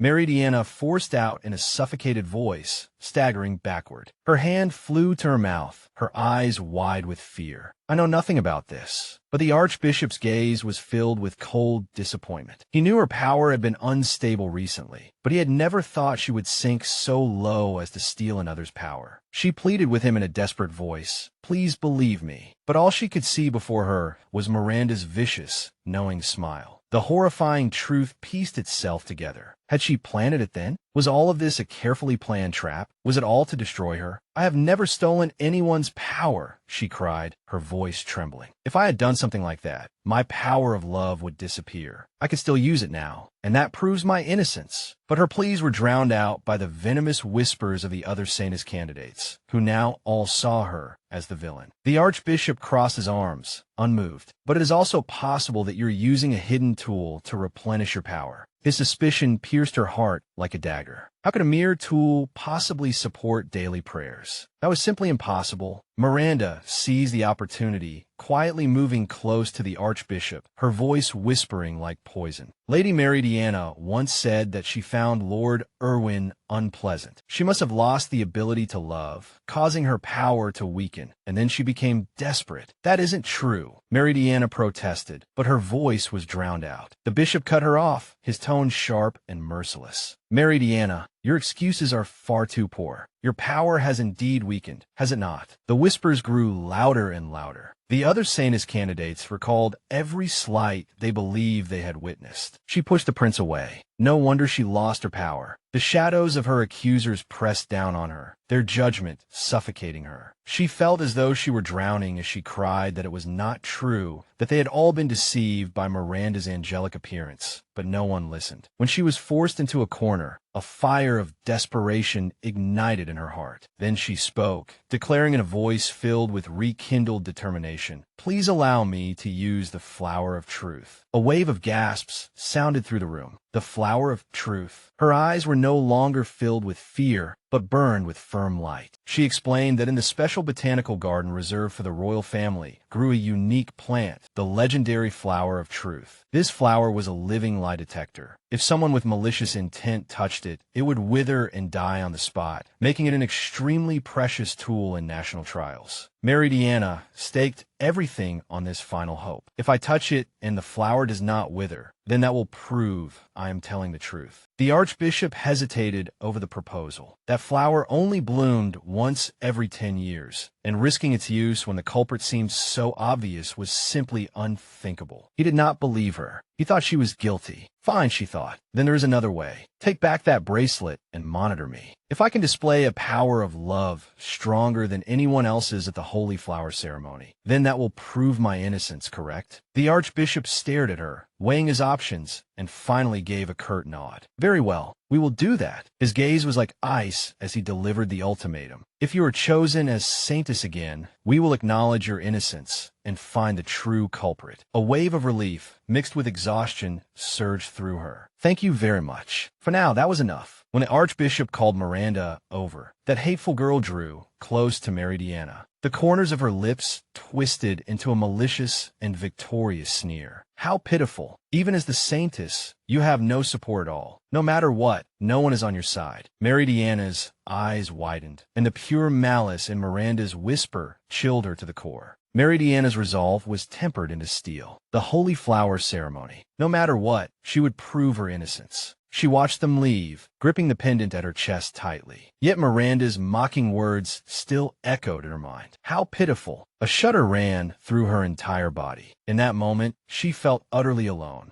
No one, whether the archbishop or the other Saintess candidates, they had all abandoned her. The heavy pressure of their judgment suffocated her and also reminded her, like the ghost of that past betrayal. Just like back then, she retreated to her lonely room and collapsed onto the bed, with only her little guardian rival beside her to bring her comfort. As the Saintess, she had always prayed without rest, praying that everyone could be loved, praying that kindness would bloom in their hearts. But one scalding tear slid down, then another, until she could no longer stop herself from crying. Did my love never reach anyone at all? 7 days blurred by in prayer and anxiety. Meridiana knelt in the chapel, the holy rose glowing before her, while Ribel faithfully stayed by her side. She allowed a deep sigh. At least her power felt more stable now. She gently patted Ribel, and a faint smile passed over her lips. As expected of my rival, deciding she needed a break, she invited it to go for a walk with her. As she strolled through the garden, she felt anxiety twist into a knot in her stomach. The Holy Flower ceremony is tomorrow. Am I nervous? She thought, feeling inexplicably unwell. Her appearance did not go unnoticed. The other Saintess candidates watched her from afar, their gazes filled with contempt. How can she still stroll around so calmly after doing something like that? One of them muttered resentfully. I believe that bracelet could help me too. What right does she have to take part in the ceremony? The whispers followed her like shadows. Nearby, the maids were full of worry. Will the Saintess be all right? Our gentle Saintess would never do something so despicable. Will His Highness the Prince not help her? The Prince. The Prince. The title tasted bitter in her mouth. He should know everything that was happening, yet he had not come to see her even once. Was it because the ceremony was so close? Or her thoughts froze. He was there, Lord Erwin, and he was with Miranda. Miranda was looking up at him with a smile, her expression full of pure adoration, and pointing at a butterfly.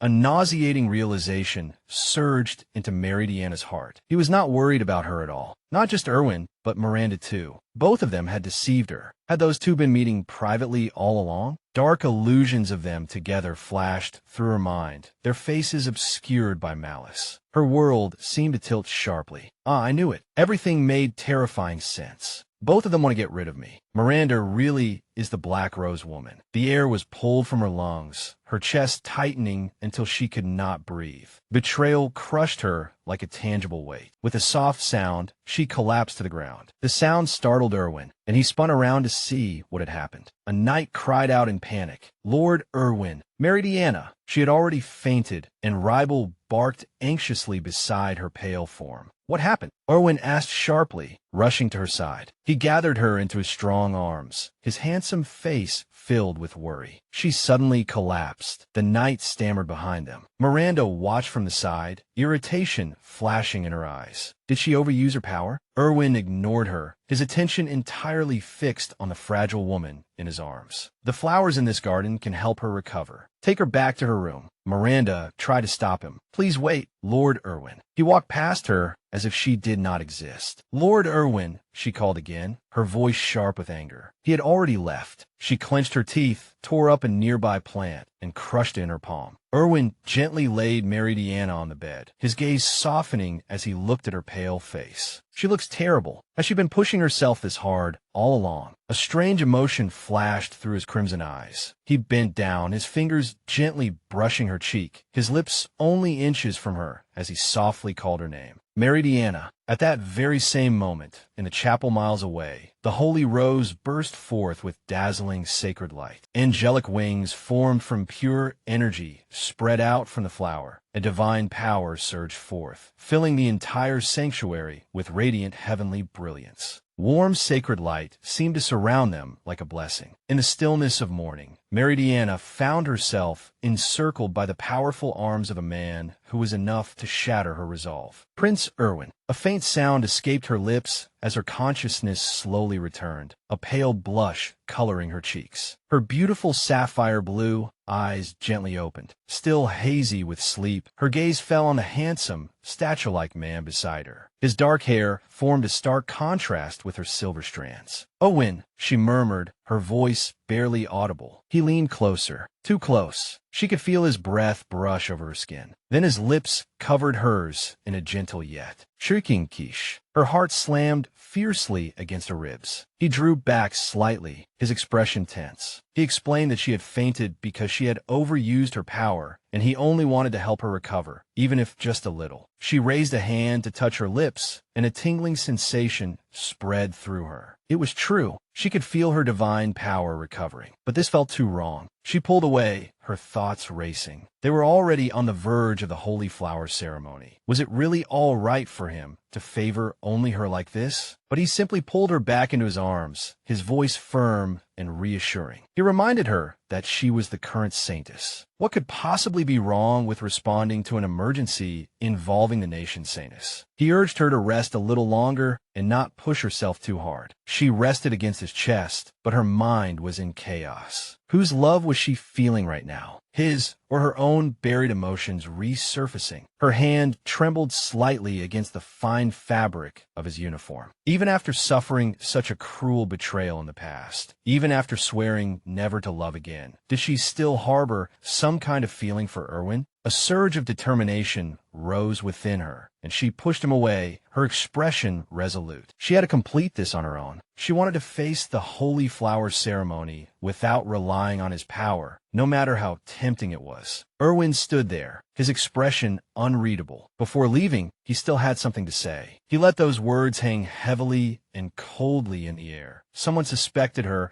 of using an illegal tool to gather power. Her blood instantly ran cold, but then his gaze softened, filled with unwavering sincerity, and that sincerity pierced straight through her defenses. He did not believe those rumors. He believed in her. After leaving behind that soul-shaking declaration, he turned and departed, his cloak billowing behind him. The grand door closed with a soft click, leaving her alone in the silent room. While before he left, he turned back and looked at her for a long time one last time. Standing alone in the long, luxurious corridor, she replayed his words over and over. She leaned against the cold wall, feeling a crack open in the icy armor wrapped around her heart. In this world where everyone had turned their backs on her, where rumors and accusations followed her like shadows, only he believed in her. His handsome face flashed through her mind, and those sincere eyes seemed to look straight into her soul once more. That hateful man had shaken her already fragile heart yet again. Suddenly, a sickly sweet voice cut through her thoughts, startling her. It was Miranda, her so-called friend. A false mask of concern hung on her face. Was Meridiana already strong enough to walk on her own? Every word dripped with sarcasm, and frost instantly covered Meridiana's expression. The corner of Miranda's lips curled into a vicious smile. "Ah, I see, she said coyly, malice flashing her eyes. Meridiana deliberately pretended to faint, didn't she? Also, Lord Erwin would worry about her. She leaned closer, lowering her voice to a whisper beside Meridiana's ear. It must be nice to be the Saintess, able to make the prince of the entire nation pamper you.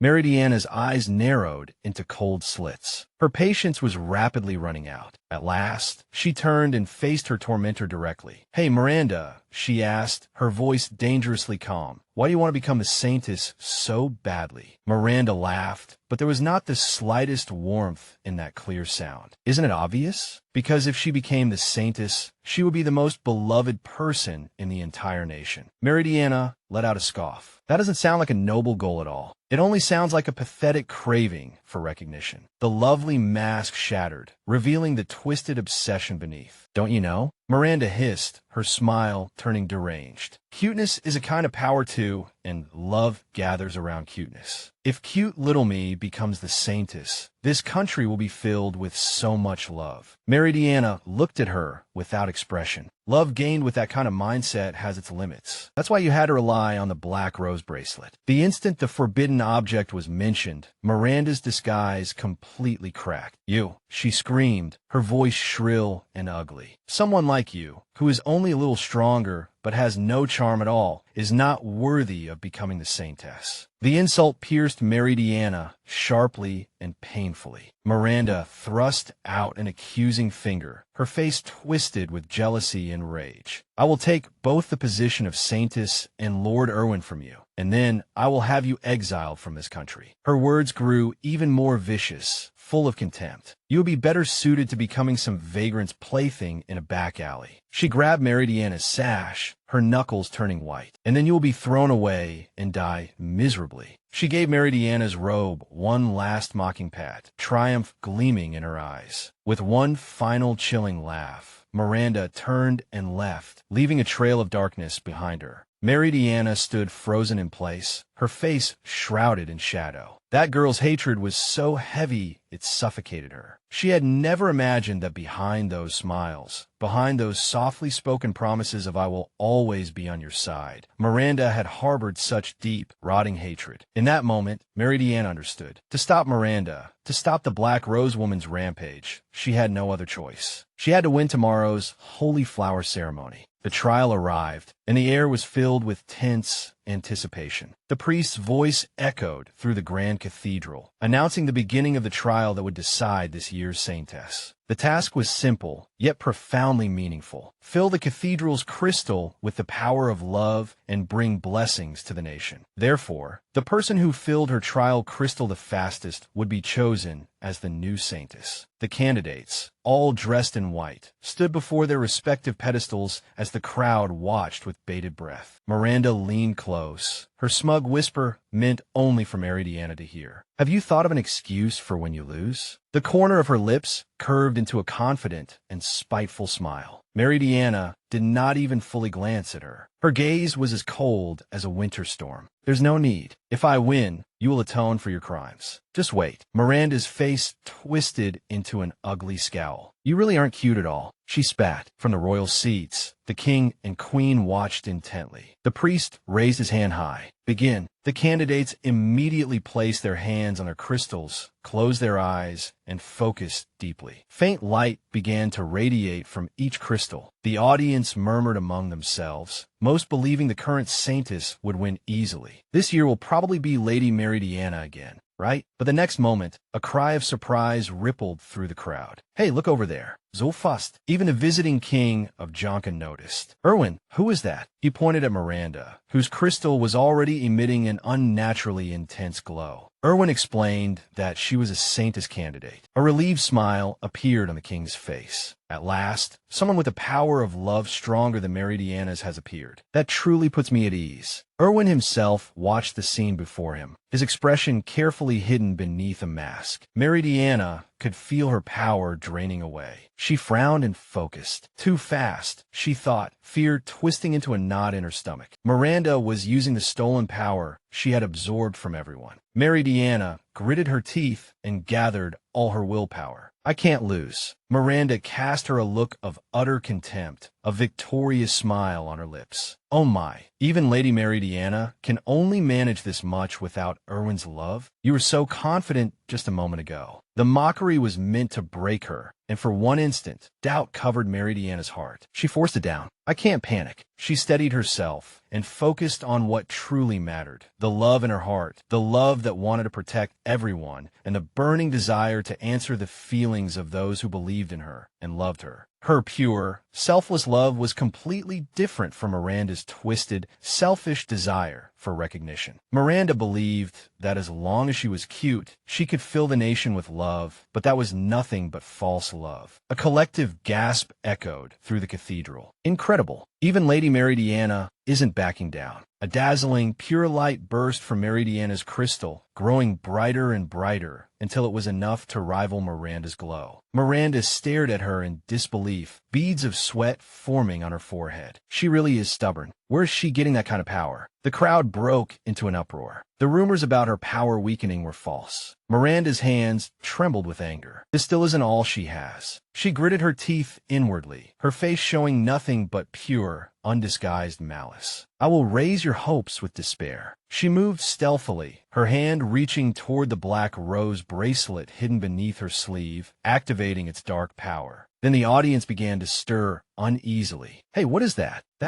It looks strange. Meridiana opened her eyes, sensing the change in the atmosphere. Why is the audience suddenly acting like this? Her gaze shot toward Miranda's crystal, and her own eyes widened in fear. Black, filthy spots began to swirl around Miranda's pedestal like dying embers. It had been so dazzling just a moment ago. Why would it? The king of Jonka leaned forward, narrowing his eyes. Something seems wrong with that crystal. Erwin abruptly stood, his voice ringing out with thunderous authority. What is going on? Suspend the trial for now and inspect Miranda's crystal. The trial came to an abrupt halt. A priest stepped forward, lifting a familiar and ominous bracelet. This is the bracelet found in Meridiana's room. It can absorb the power of love. He turned, his gaze burning with accusation, and pointed directly at Meridiana. Meridiana, did you steal the power of love from Miranda's crystal because you realized you were going to lose? The world seemed to tilt. That's not true, she cried, her voice cracking with despair. This must be a setup. What if Miranda put it there herself? As if the timing had been arranged, Miranda immediately burst into tears, her face perfectly portraying the image of a betrayed victim. How could you suspect me like that? I only wanted this trial to be fair. Lady Meridiana, why have you become like this? She turned her tear-streaked face toward Erwin, her voice trembling. Lady Meridiana changed after becoming the Saintess. She became an ugly villainess obsessed with her position. That word struck Meridiana like a physical blow, stealing the air from her lungs. The crowd erupted. Coward! The tide of public opinion turned against her in an instant. We trusted you. You are not worthy of being the Saintess of love. All of a sudden, she had become the enemy. Hundreds of fingers pointed at her, and her own people became the jury, convicting her without a trial. You should be disqualified. She heard them shout. I have never used such a thing, she pleaded, but her voice was drowned out by the crowd's roar. Their faces were twisted with anger, their eyes shining with a terrifying and unanimous light of judgment. She looked past the crowd, her gaze locking onto Miranda, who was now being protected at Erwin's side. Miranda, what are you trying to do by becoming the Saintess this way? Are you going to keep stealing power from the other Saintess candidates? Miranda's tearful disguise vanished, replaced by a chilling sneer of victory. No, unlike Lady Meridiana, I would never resort to such despicable behavior. The final nail was driven into her coffin. The verdict was swift, cold, and absolute. Meridiana is disqualified. The judgment echoed like a death sentence, cold and absolute. Meridiana is disqualified.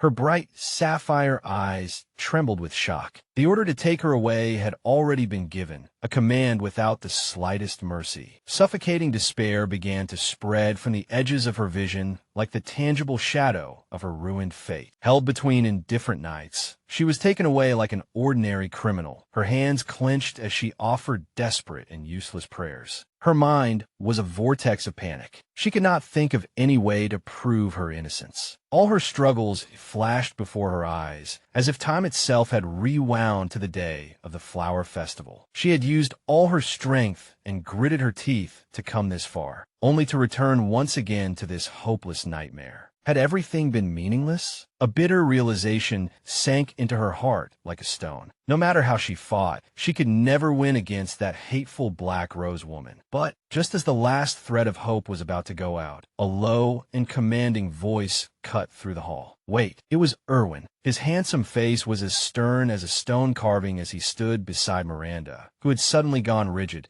and declared that this was a sacred trial to determine the next Saintess, so her accusations had to be judged fairly. His crimson eyes swept sharply and resolutely across the room, and then he issued a chilling command. Prepare the flower of truth. Meridiana's eyes widened, and a spark of disbelief ignited in her heart. Erwin stood there in his spotless royal uniform, like a statue of justice. On the other side of the hall, Miranda's innocent mask shattered. Her face turned as pale as a ghost, pure fear twisting her features. The flower of truth? Meridiana was blank with confusion. Erwin explained with a gaze as cold as winter steel that the sacred flower would wither if touched by someone who harbored malice. Therefore, if Meridiana touched it, the truth would be made indisputably clear. Miranda screamed in protest, desperately begging them to wait, arguing that such a precious flower could not be wasted on something like this, because it was used for important national trials. But Erwin did not waver. His voice cut her off with icy precision. He declared that this was exactly the moment that required such an important judgment. Miranda and her accomplices were left speechless, forced to watch their scheme collapse before them. Miranda's heart screamed in silent rage. Again, Lord Erwin always took that woman's side. She cast a venomous glare at Meridiana, while Meridiana could only look at Erwin with confusion and rising hope. Why was she so special to him? Miranda gritted her teeth, her fingers clenched so tightly that her knuckles turned white, consumed by poisonous jealousy. An attendant approached, presenting the legendary flower of truth on a silver tray. When Erwin turned to Meridiana, his gaze softened almost imperceptibly. Touch the flower of truth, he ordered softly, holding the silver tray out to her. Meridiana took a deep breath and steadied her trembling hands. Her slender fingers reached out, hesitated for only a second, and then touched the pure, white petals. The entire hall held its breath, but the flower did not wither. Instead, it began to glow, releasing a warm, sacred light that illuminated the whole hall. A collective gasp swept through the room. The flower had proven Meridiana's complete innocence. Erwin looked down at her, a faint smile appearing on his lips. Meridiana could only murmur his name, her heart pounding violently with relief. The meaning could not have been clearer. Panic appeared on the faces of her accusers. Now it was Miranda's turn. Erwin's gaze turned cold as he held the still glowing flower before her, his voice tinged with sarcasm. If she faced the trial with a clear conscience, then the flower shouldn't wither when she touches it either, right? An attendant seized Miranda's arm, but she struggled and resisted, screaming for him to let go. Her fingers were forced down onto the petals. In an instant, the sacred light disappeared, and the flower turned a nauseating black before crumbling into ash in front of everyone. Miranda looked at the proof of her own evil, a terrified gasp slipping from her lips as her hands trembled uncontrollably. Erwin's voice rang out like judgment itself. You called Meridiana a despicable villainess. He reminded the entire court. But now, holding this blackened stem, it is quite clear who the truly despicable villainess is. Miranda collapsed to the floor, utterly defeated. But then, something inside her snapped. A despicable villainess? That was too much. She was the cutest person in the world, wasn't she? Her unfocused eyes found Meridiana. The cutest person in the world should become the Saintess, she thought, her mind falling into madness. She should become the Saintess. Everyone should love her. Her face twisted into a terrifying scowl, and a dark, malicious power erupted from within her. Sinister thorns burst out of the ground, plunging the court into chaos. People were knocked to the floor, and nobles screamed in terror. Erwin immediately turned to Meridiana and asked whether she was unharmed. But a sudden wave of weakness swept over her. She clutched her throat, unable to gather any power in her body, her eyes widening with fear. What is Miranda doing now? This was exactly the same as before. The moment Miranda destroyed the crystal bracelet, all of her power had been drained away. An ominous red aura shrouded Miranda, and she grinned like a true demon. Erwin was utterly confused and sharply demanded to know what was happening. But Meridiana knew. The black rose sealed inside the crystal should have been restrained, but now it was free, and it was trying to absorb the power of love. In other words, the life force of everyone in the room to grow without end. If this continued, everyone would die. As the dark thorn spread, the entire hall fell into chaos. Meridiana tried to drive them back with her own holy power, but in the face of that violent onslaught, her strength was too weak. It was no use. There were too many people, and her energy was rapidly fading. She needed more power, far more power. Suddenly, Erwin's hand covered hers, his voice urgent. "Your power is almost exhausted. Let me help you." She tried to pull her hand back, insisting that she could handle it alone. But his grip was steady, and his voice lowered into an intimate murmur. "When you're driven into a corner, you will use mine, won't you?" As he spoke, a burst of soft pink flowers bloomed from their joined hands. Meridiana stared at him, overwhelmed. No matter how many times she had pushed him away in this life, he had never abandoned her. She could feel love flowing in her body, warm and unwavering. Was it because some part of her heart still wanted to be loved by him? Or was it because she truly longed to be loved? A blinding golden light erupted from them. An unprecedented power surged through her veins. With this, she could save everyone. But in the shadows, Miranda's eyes suddenly fixed on them, now gleaming with a poisonous green light like a serpent's. "I won't let you succeed," she roared, letting out a hoarse scream as she lunged forward, shoved Erwin away, and drove a newly formed black rose straight into Meridiana's side. Erwin cried out her name in utter horror. Pain exploded through Meridiana's body, and cursed thorns began to wrap around her, tightening and draining her power. Miranda burst into wild laughter, her face filled with insane ecstasy. "That black rose will devour your power," she screamed. "It will keep growing and blooming until you die forever." At last, she would realize her dream, a world where she was the most beloved. Her obsession had begun in childhood. From the moment she was born, she had been praised as an angel, the cutest girl in town. But that adoration was never enough. She wanted more. She wanted obsession. So she decided to become the most beloved person in the country, the Saintess. But then, a stray dog appeared. Meridiana was covered in wounds and filthy, and when the handsome Lord Erwin arrived, Miranda immediately pretended to be the victim, crying over a tiny scratch, but he walked straight past her. He took the gravely injured Meridiana into his arms, giving all his concern only to her. For the first time, the girl who had everything tasted the bitter sting of jealousy. She watched as Meridiana and Erwin grew closer and closer, as Meridiana became the true Saintess and basked in the love that should have belonged to her. And so, she decided to steal it all. Back in the present, Erwin tore at the thorns with his bare hands, his blood mingling with hers. "Meridiana, I'll save you right now," he growled, his voice hoarse with desperation. Miranda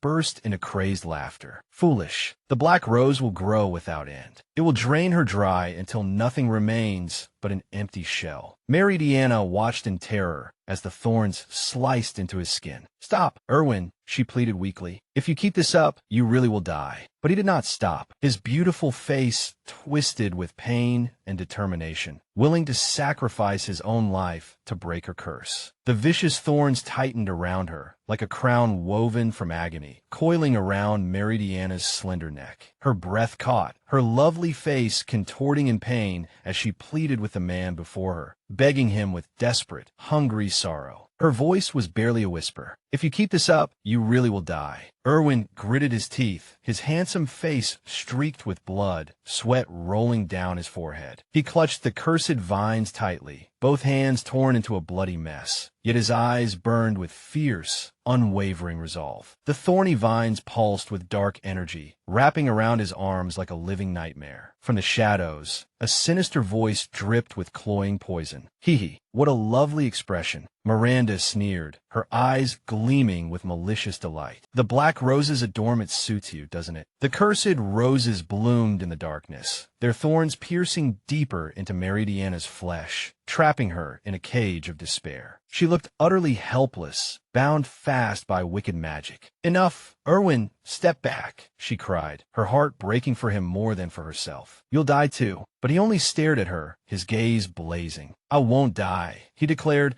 his voice rough with strength. And I won't let you die either. His blood-stained fingers tightened around the thorny stems, ready to rip them apart with his bare hands. Meridiana's breath caught in her throat, her wide, tear-filled eyes fixed on him, too stunned to speak. An unyielding roar burst from Erwin's chest. He poured his very soul into it, resisting the curse. If you can take everything from me, then try it, he roared at the unseen enemy. No matter how much you take, my love will never run dry. The thorns tried to swallow him whole, but his will was unbreakable. A strange, searing heat spread through Meridiana's body, that burning sensation rising from deep within her heart. It felt like she was burning. Yes, this feeling. A memory flooded into her mind, a soft and beautiful moment when she kissed a small animal, while Erwin watched her with gentle eyes. Even me. She remembered the warmth of his palm, covering her hand, a silent promise of protection. That memory gave her strength. She returned to reality and clenched her fists as the thorns tore at her skin. I cannot lose to Miranda's malice. Her eyes, once filled with fear, now blazed with radiant, sacred light. I will never lose. Holy radiance surged out from her, shattering the darkness. Angelic wings formed of pure light spread behind her, and in her arms she held a magnificent glowing rose. She rose into the air, like a true goddess descending upon the world to pass judgment. Her voice echoed with newly awakened power as she delivered a cold declaration to her tormentor. Do not underestimate the power of the Saintess of Love. Miranda could only stare blankly, her face filled with shock and disbelief.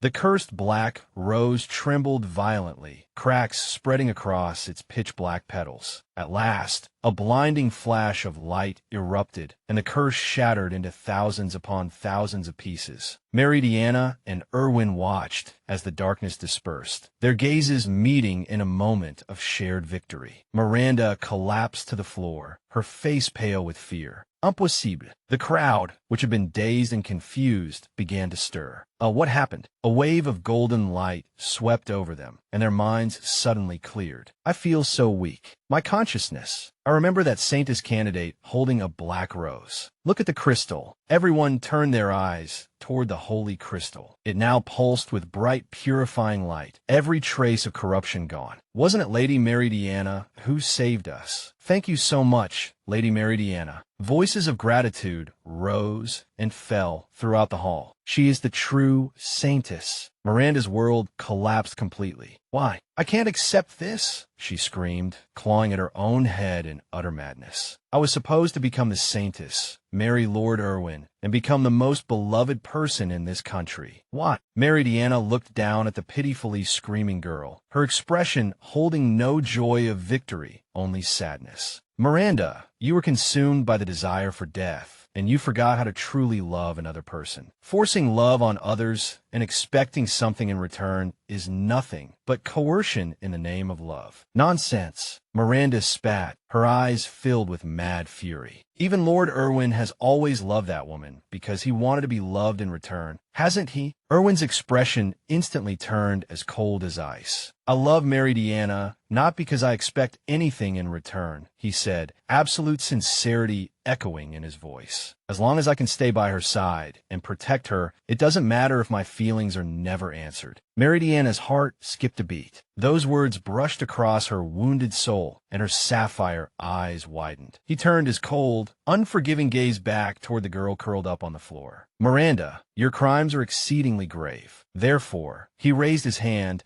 and without the slightest trace of mercy in his voice, he pronounced her sentence. I sentence you to exile on Singles Island. The name of that island struck Miranda like a physical blow, draining all color from her face. Singles Island? That place where only criminals live? I heard that anyone sent there loses their name and human rights. It's a land from which no one returns, a living hell. That place suits her well. Erwin thought it was a punishment fitting her crimes. No. Tears streamed down Miranda's face as she finally realized her fate. I'd rather die than go to a place like that, she moaned in despair, her pleading gaze searching for someone. Anyone who would save her. Archbishop. But the Archbishop turned his back, refusing to meet her eyes. Everyone. How could you? The other Saintess candidates also looked away, whispering among themselves, offering her no comfort. No, I said no. Someone save me. Save me. Her pathetic screams echoed through the hall as the guards dragged her away, her desperate struggles gradually fading into the distance. Deep sorrow appeared in Meridiana's eyes. It was over, but as one nightmare ended, another memory rose within her. If everything was Miranda's scheme, then have I avoided the future where Erwin betrays me? The painful past still clung to her, like an eternal shadow over her heart. Meridiana. It was as if a voice from the heavens spoke to her, entrusting her with the duty of Saintess to continue carrying out. Before her, Erwin knelt on one knee and offered her a bouquet of flowers, a symbol of his loyalty. I humbly accept this responsibility, he said, his eyes on her alone. Looking at the beautiful man before her, a small hope quietly bloomed in her heart. Can I trust him now? Later, Erwin escorted her through the now quiet corridors and noticed her exhaustion. I'm sorry. You must be exhausted too, he said gently. It's all right, she replied softly. Then she gathered her courage, a blush quietly creeping up her neck. More importantly, may I go to your room tonight? She hurriedly added that she only wanted to talk and would leave immediately afterward. Erwin stopped walking, and a dangerous smile slowly appeared on his lips. He bent closer, his voice low and seductive, sending a shiver down her spine. If you come to my room at night, I don't think I'll let you leave before morning. To avoid any trouble, they changed their meeting place to the balcony under the moonlight. The night breeze was cool, but Meridiana's cheeks were burning. His bold words echoed in her mind, making her heart pound uncontrollably. Thump, thump. She could not help growing nervous. Erwin raised his glass. To your continued service as Saintess. Cheers. Their glasses touched, the clear sound especially delicate in the silent night. He began to speak of her official duties over the coming year, and the heavy burden she might have to bear. She nervously took a sip of wine. Of course, I believe in your strength. But as he spoke, his voice softened, and he gently placed his hand over hers. If by even the smallest chance you feel that strength is not enough, I would be more than willing to help you. His gentle gesture, his touch, sent an electric tremor through her entire body. She looked into his eyes, and something silently blossomed in her heart. No matter how much I train, it cannot compare to the power of love I feel when I hold Prince Erwin's hand. Her thoughts flashed back to that battle, remembering the brilliant power that could only have been born from his sincere love. Without Erwin's true love, that power never could have come into being. Miranda, the woman who possessed the Black Rose, had been exiled, and the past had also come to an end. Looking at the man beside her, the question she had always been afraid to ask rose in her heart. Can I fall in love with this man again? As if reading her thoughts, his gaze softened. May I come over? He asked. Her heart beat violently against her ribs. She whispered, please. He moved to the seat beside her, and the sudden closeness between them threw her into confusion. What should I do? She took a large gulp of wine, trying to calm her racing heart. I've suddenly become so shy. How'd I ever face Erwin before? When he reached out and his fingertips lightly brushed her burning cheek, she felt a little dizzy. You're hot. His deep, captivating eyes searched hers. Are you drunk already? I think so, she admitted, her own gaze turning hazy. A faint smile appeared on his lips. Don't drink anymore. He reached for her wine glass, his fingers brushing hers. Just a little more. No, he said it firmly, taking the glass from her hand. That's not fair. Give it back. He took a sip himself, a playful light flashing in his eyes. I can't return what I've already drunk. A mischievous thought flashed through her mind. She leaned closer, cupped his handsome face, and kissed him on the lips. A moment later, she pulled away and giggled triumphantly. I got a little back. Thinking that, she gave him a tipsy, bewitching smile, her half-lidded eyes utterly charming. Erwin froze for a moment. His own cheeks flushed as well. She's quite drunk. He thought this as he struggled to regain his composure. Ever since the flower festival, you've been teasing me like this, he murmured, his voice hoarse. Hey, but before he could finish, she suddenly toppled forward, her body going limp as she fell into his lap. He caught her, his arms wrapping protectively around her as he looked down into her dazed eyes. Let's go to your room, she murmured, her words like a sweet invitation. Mary, he began, but his resolve slowly melted beneath her gaze. The next thing she knew, sunlight was spilling into a luxurious bedroom. Is it morning? When did I fall asleep? She opened her eyes, only for them to widen in pure, unguarded shock. The person sleeping beside her, gloriously bare from the waist up, was none other than Prince Erwin. What is going on? Last night, her mind frantically pieced together what had happened. He and I drank in the garden. Then a vivid, heated memory flashed through her mind. He had kissed her deeply as petals rained down around them. Her face turned red enough to rival the ripest tomato. Could we have done it? Heat swept through Meridiana, her lashes trembling open as her heart hammered wildly against her ribs. Did we do it? Her face flushed a deep crimson, and she covered her cheeks with both hands, the thought alone enough to send her into chaos. She looked down and saw that her elegant white formal dress was still perfectly intact on her body, and only then did she let out a small sigh of relief. A low, hoarse voice, still heavy with sleep, cut through her panic. What's wrong? She whipped her head around. He was right there. Erwin lay beside her, his sculpted chest bare and magnificent, a powerful reminder of just how close the two of them had become. She stammered, her mind blank. Last night, she confessed, her voice almost a whisper. I don't really remember anything after a certain point. He rolled over to face her, the bed dipping slightly with the movement. A dangerous light glimmered in his crimson eyes, and a wicked smile slowly appeared on his handsome face. Last night, he murmured, his voice like a sinful melody. You were bolder than ever. Bolder? He moved closer, the air between them crackling with unspoken tension. You kissed me and invited me to your room. His words struck her like a devastating blow, painting a scandalous picture she had no memory of. You said you were hot, and then you took off your clothes. He leaned even closer, his warm breath brushing her ear as he delivered the final blow. In bed, you called my name so sweetly, and then you fell asleep. Her jaw nearly dropped, her brain short-circuiting at that anticlimactic ending.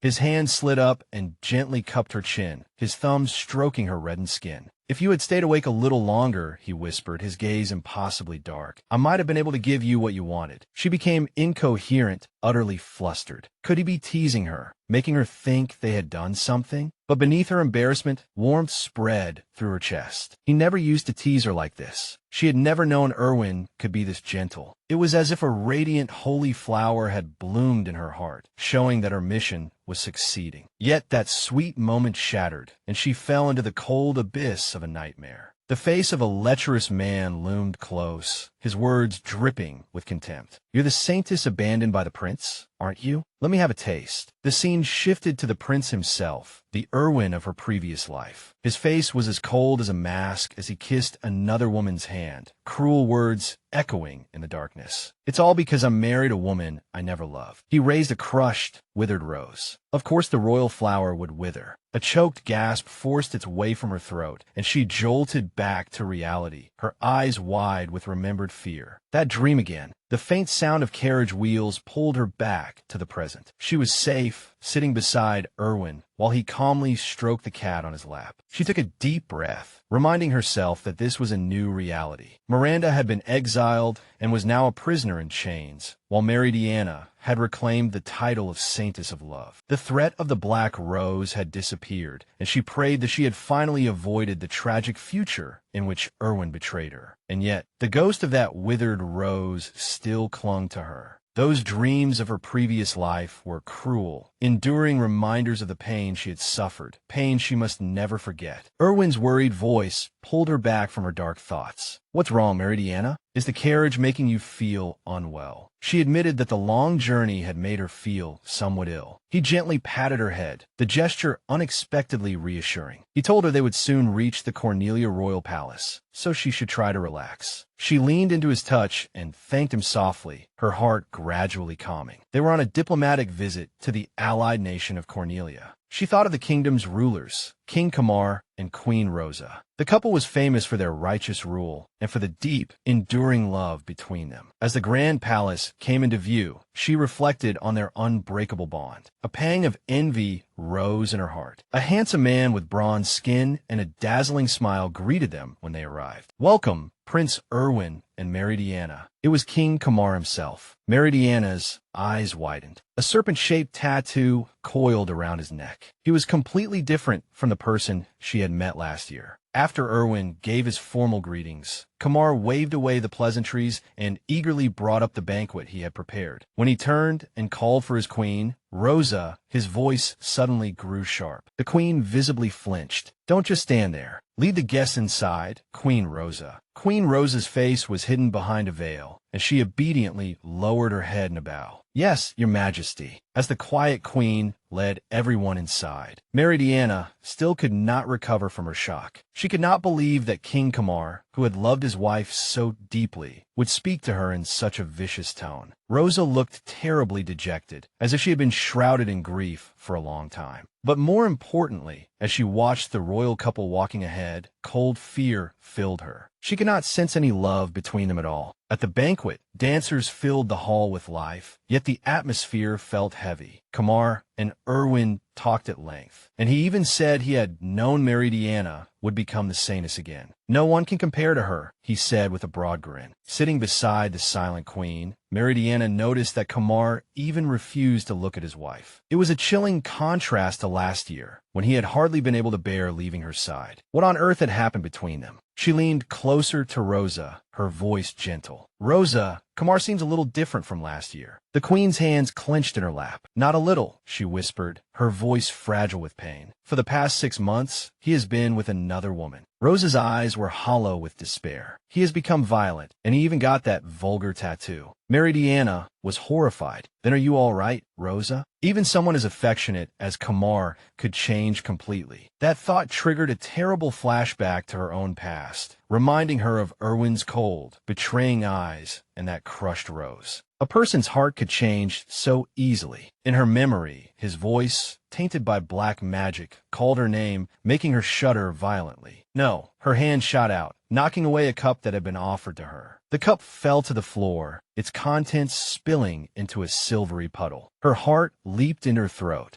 "Meridiana." It was Erwin, concern carved across his face. "I'm sorry, did I frighten you? You looked unwell, so I brought you some water." "Ah." She drew in a small breath, her panic gradually turning to embarrassment. "I'm sorry, I'm fine. Don't worry about me." She forced herself to calm down. The Erwin by her side now was not the man from her nightmares. Not yet. Just then, a commotion in the crowd announced the arrival of a newcomer. "She's here." Kamar threw an arm around Erwin's shoulders, a radiant smile on his face. "Allow me to introduce Cornelia's Saintess for this year." A bewitching woman dressed in flowing purple silk glided into the hall. Jido. So this was her, this world's Saintess of Dreams. Every nation had a Saintess with a unique power. Meridiana healed with the power of love, while Cornelia's Saintess used another source. Jido channeled holy power drawn from the power of dreams, bringing the world around her back to life. When she poured her energy into an ordinary plant, it grew into a great tree with lush branches and abundant fruit. When she poured her power into a person, that person filled with renewed vitality. The crowd burst into amazement. Kamar proudly declared that Jido's dreams were the most beautiful dreams in the world, and therefore her power was unmatched. She humbly thanked her kingdom, thanking its people for giving her such beautiful dreams. Even he could not help admiring her, thinking that Jido was on an entirely different level. He explained that the Saintess of Dreams' power was proportional to the size of her hopes. He pointed to the pendant at Jido's neck. The berry shone with a vivid red light, a symbol of a powerful force he had never seen before. "She's the pride of our kingdom," Kamar announced, his eyes shining. Then his expression darkened, and he cast a contemptuous glance at his wife. Compared to her, he sneered, then added drunkenly that Jido was not like Rosa, but unbelievably beautiful. Meridiana was stunned. "Kamar, have you had too much to drink?" "What?" He only smiled smugly, claiming he had barely begun. Erwin rose to his feet, his face hard as stone. "King Kamar, let's go outside for some air." Kumar seemed a little surprised, but agreed. Erwin led him away. Meridiana watched their backs, unsure whether Erwin was trying to protect Rosa or merely wanted to get away from her because of her earlier loss of composure. Rosa's soft voice broke through her thoughts. She apologized for her husband's behavior. "He's always like this now," she said, her hands twisting together on her lap. "Please don't take it to heart." Meridiana remembered the handkerchief Rosa had embroidered for Kumar, a symbol of eternal love. But it was a symbol dedicated to a man who no longer existed. The loving birds on the fabric twisted in her mind, becoming bloody and tragic. She gently placed her hand over Rosa's. "I understand what you're going through." Rosa looked up, a bitter smile rising to her lips. "Do you? Aren't you and Prince Erwin getting along well?" Meridiana forced a bright but painful smile. "It certainly looks that way, doesn't it?" That shared lie was enough to shatter Rosa's composure. "Lady Meridiana," she choked out, then collapsed onto Meridiana's shoulder, her body trembling with silent sobs. Meridiana held the broken-hearted queen as the sorrow of her own past echoed deep in her soul. She knew this pain all too well, yet she could find no words to comfort her. Meanwhile, in the garden, Erwin confronted the king. "I don't think you should compare the Saintess to your queen. The things they bear are not the same." Kumar snorted, annoyed by the lecture. "Didn't you once love Lady Rosa from the bottom of your heart?" Erwin pressed, his voice sharp. Kumar slowly took a bite of the purple fruit.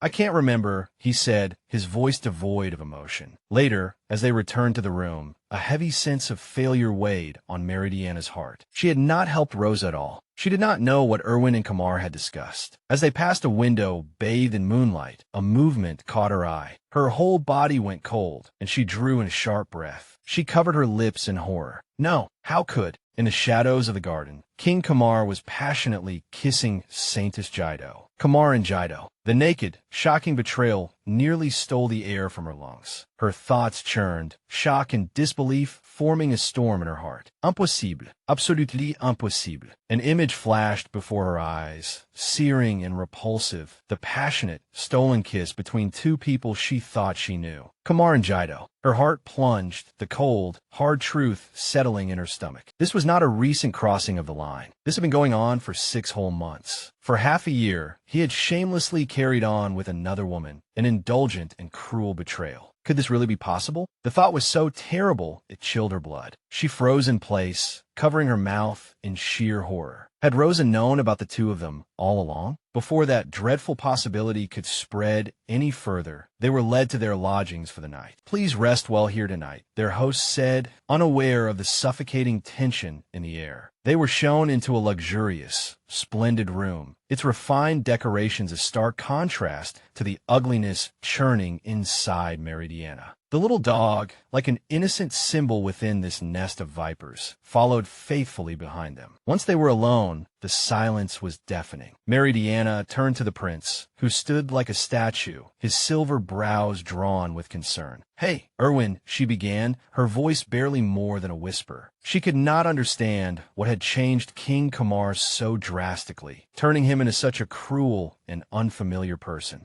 Erwin remained silent, his handsome face as expressionless as stone, unable to offer her any comfort. She sighed. A wave of melancholy rose in her heart. Continuing to love someone was not an easy thing, she thought, and she was not only thinking of the king. Sometimes, things simply did not go well. She had meant it as a general remark, but the words struck him like a solid blow. A trace of pain crossed his face, and Meridiana's breath caught in her throat. His quiet agreement twisted in her mind into a terrible excuse. What did he mean? Not an easy thing. Her thoughts spiraled into panic, her heart pounding violently against her ribs. Was he saying that just because it was difficult, one could betray and hurt others as one pleased? The past surged back like a tide, those wounds nearly drowning her. His voice sounded exactly the same as it had during that terrible time. The memories of past betrayal were as vivid as wounds still bleeding. Seeing the naked fear on her face, Erwin's composure finally cracked. He looked flustered, a faint blush coloring his cheeks, and hurried to explain. That was not what he meant at all. He stumbled over his words, trying to undo the hurt. He had only meant that such things really did happen sometimes. His gaze softened with genuine concern. "You seemed afraid of me today." Even at the banquet, he admitted. He turned and picked up a blanket. "I'll sleep on the sofa. You take the bed." She watched him leave, conflicting emotions warring fiercely in her heart. Once, she had hated the Erwin who betrayed her with every nerve in her body. But now she was simply afraid that it would happen again. Lying on that huge, lonely bed, she held the little dog against her chest, searching for the smallest bit of comfort. "It's me again," she thought. A tear slid down her cheek. "If it happens one more time, I don't think I'll ever come back." On the sofa, Erwin stared into the darkness, sleepless. His thoughts drifted back to a conversation with the Emperor, the words echoing as if they had only been spoken yesterday. "So Meridiana has been your Saintess for 3 consecutive years, has she?" The Emperor said from his grand throne. "She is an outstanding Saintess. No wonder you want her to become your princess consort." But Erwin looked straight into his father's eyes, his own gaze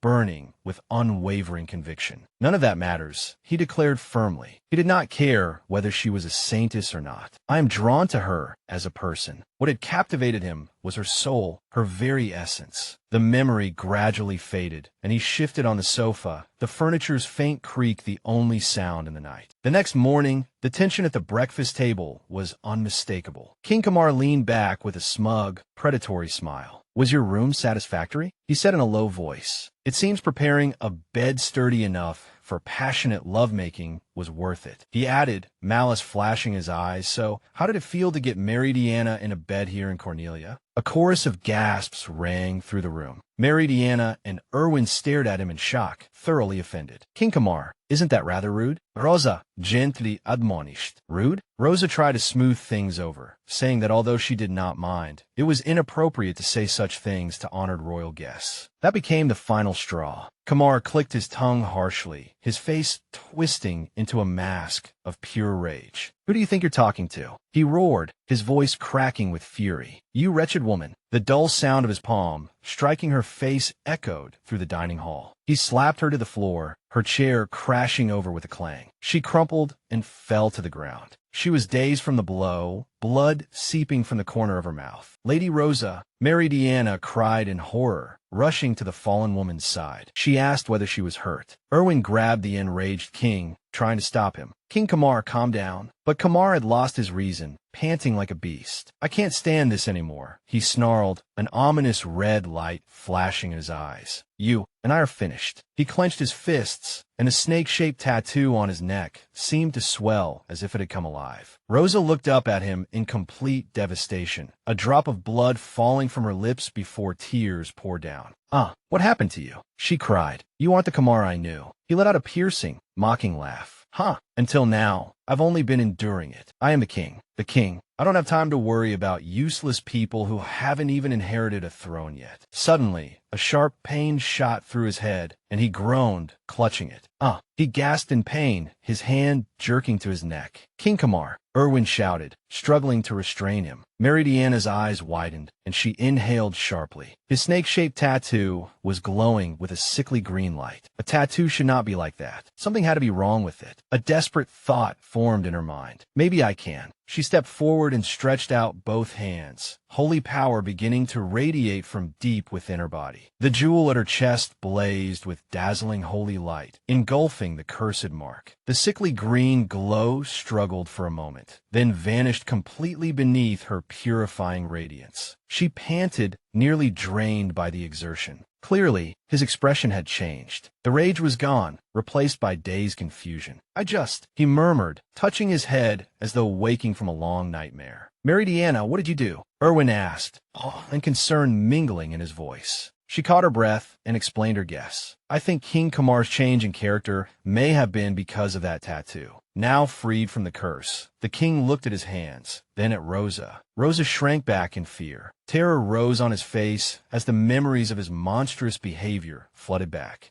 His voice caught with remorse. "I'm sorry. I wasn't myself. I don't know why I said such things." He dropped to his knees before her, his pride shattered. "The only person I love is you. I don't want to divorce you either." That sudden, desperate confession hung in the air like a fragile plea for mercy. Yet the instant his words fell, a heartbroken voice cut through the silence. Didn't you tell me you no longer loved Lady Rosa? A woman stood in the doorway, clutching a bouquet of white flowers, her eyes filled with the pain of betrayal. You also said you wanted to end things with her as soon as possible. When you said you loved me, was all of it a lie? Jido's voice trembled as her entire world collapsed. You said you would make me your new wife. Kamar could only stare at her in silence, while Rosa watched it all with a complicated expression. Meridiana looked at the scene before her, her heart aching for everyone involved. Erwin, however, had no intention of letting her off. His gaze, cold as steel, fell on Jido. You shouldn't be so surprised, should you? His voice was sharp and piercing. You must have known about King Kamar and Lady Rosa's relationship. If you had been thinking clearly, shouldn't you have refused him? Kamar finally found his voice and turned to Jido. I am sorry,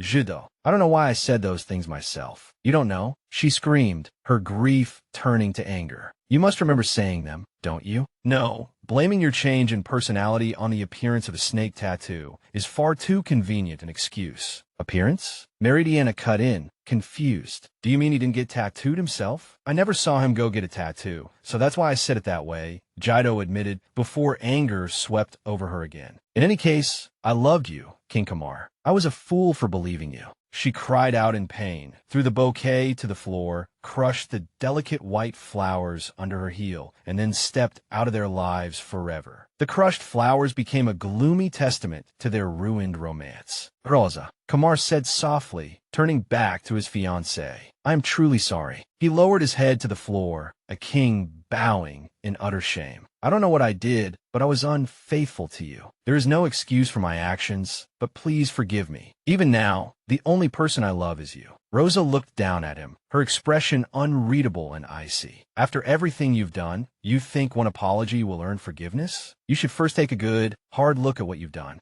Her words were like a judgment, leaving him kneeling amid the ruins he had created with his own hands. Later, they walked through the palace garden. Rosa sighed. You know, for the past 6 months, he really treated me badly. He gave me such a terrible headache. Meridiana nodded sympathetically. I think you have every right to be angry. Having someone you trusted fall in love with another woman, being compared to her, and being insulted by him. She stopped halfway as painful memories between her and Erwin surged into her mind. Even if he apologizes and says he didn't mean it, that doesn't erase what he did. Yet Rosa said, a faint smile appearing on her lips, actually, I've already forgiven Kamar for what he did. Meridiana was completely stunned. Huh? After everything that happened, you still forgave him? Yes, Rosa confirmed. After you healed him and his tattoo disappeared, I felt relieved. When I saw his face, I was happy that the Kamar I loved had come back. Then why did you push him away? Meridiana asked. Rosa's smile turned a little playful. Because he hurt me deeply. I have to make him properly reflect on what he did. They sat by the koi pond, and Rosa voiced her thoughts. Looking back now, Kamar during these 6 months clearly wasn't himself. And Kamar's attitude changed from the day he got that snake tattoo. In fact, when I saw him suffering, I also sensed a strange power coming from that tattoo. That's why you decided to use your healing power.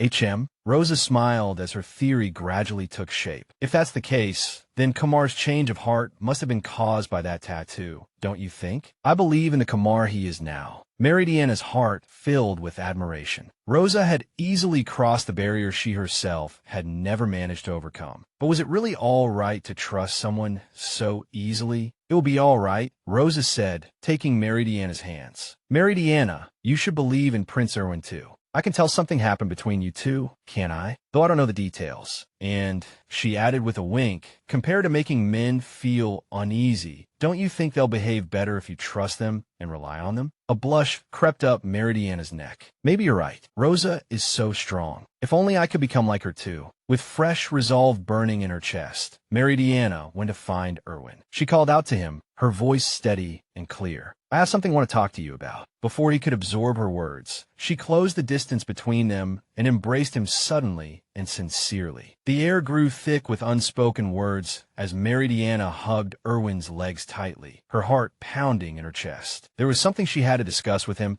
something so urgent it could not wait any longer. A faint look of surprise appeared on his usually composed, handsome face as he looked down at her. What is it? He asked, his low voice vibrating through her. She finally let go, her courage wavering slightly, and tried to ask casually how Kamar was doing. Erwin accepted the teacup she handed him, his expression softening as his gaze grew distant. Oh, Kamar. The memory was still vivid, a dark and painful thing. Kamar's figure flashed through his mind, a man completely broken, his face buried in his hands. He confessed that whenever he remembered what he had done, he felt like tearing himself to pieces. That naked self-loathing was almost unbearable to witness. Worst of all was the chilling blank space in his memory. He had no memory at all of receiving that loathsome tattoo. Tears flowed down his face like a river formed of guilt and confusion. He explained that ever since the tattoo appeared, he had felt he was no longer himself. He clutched his head in agony, his voice breaking with despair. If it truly was that tattoo that had destroyed his relationship with Rosa, he did not know how he could keep living. Meridiana listened, her expression hardening with suspicion. How strange, she thought, an icy knot forming in her stomach. He remembered all the terrible things he had done, yet he did not remember how the tattoo that supposedly caused it all had come to be. Rosa's friend had screamed that blaming his change in personality on the snake tattoo was the most convenient excuse she had ever heard. Meridiana had to agree. Usually, people did not say a tattoo appeared as if it had manifested out of thin air. A chilling thought rose in her mind. Was it possible that Jido knew something? The other Saintess, with her deceptively sweet smile, was like a venomous snake hidden in the grass. Erwin continued his story, recalling how Kamar had once worried himself sick over how to earn Rosa's forgiveness. He had suggested buying her a gift, a simple gesture of reconciliation, but he could not help wondering whether that would be enough after he had done something so terrible to her. Meridiana's bright amethyst eyes met his, and she gave him a gentle, reassuring smile, as if lighting up the entire room. She was certain Rosa would understand. With a soft, hopeful expression, she promised that as long as Kamar apologized sincerely, the bond between them would become stronger than before. As she spoke, a beautiful image seemed to rise in the air, two lovers embracing in a field of flowers. A sincere, faint smile touched Erwin's lips. Speaking of gifts, he said quietly. He seized the moment, reached into his coat, and took out a beautifully wrapped book, handing it to her. He confessed that ever since the flower festival, he had wanted to give it to her, but had never found the right opportunity. Meridiana's breath caught, her eyes widening in shock. The flower festival. That was the day she returned to the past and attacked him like a madwoman. When she accepted the book,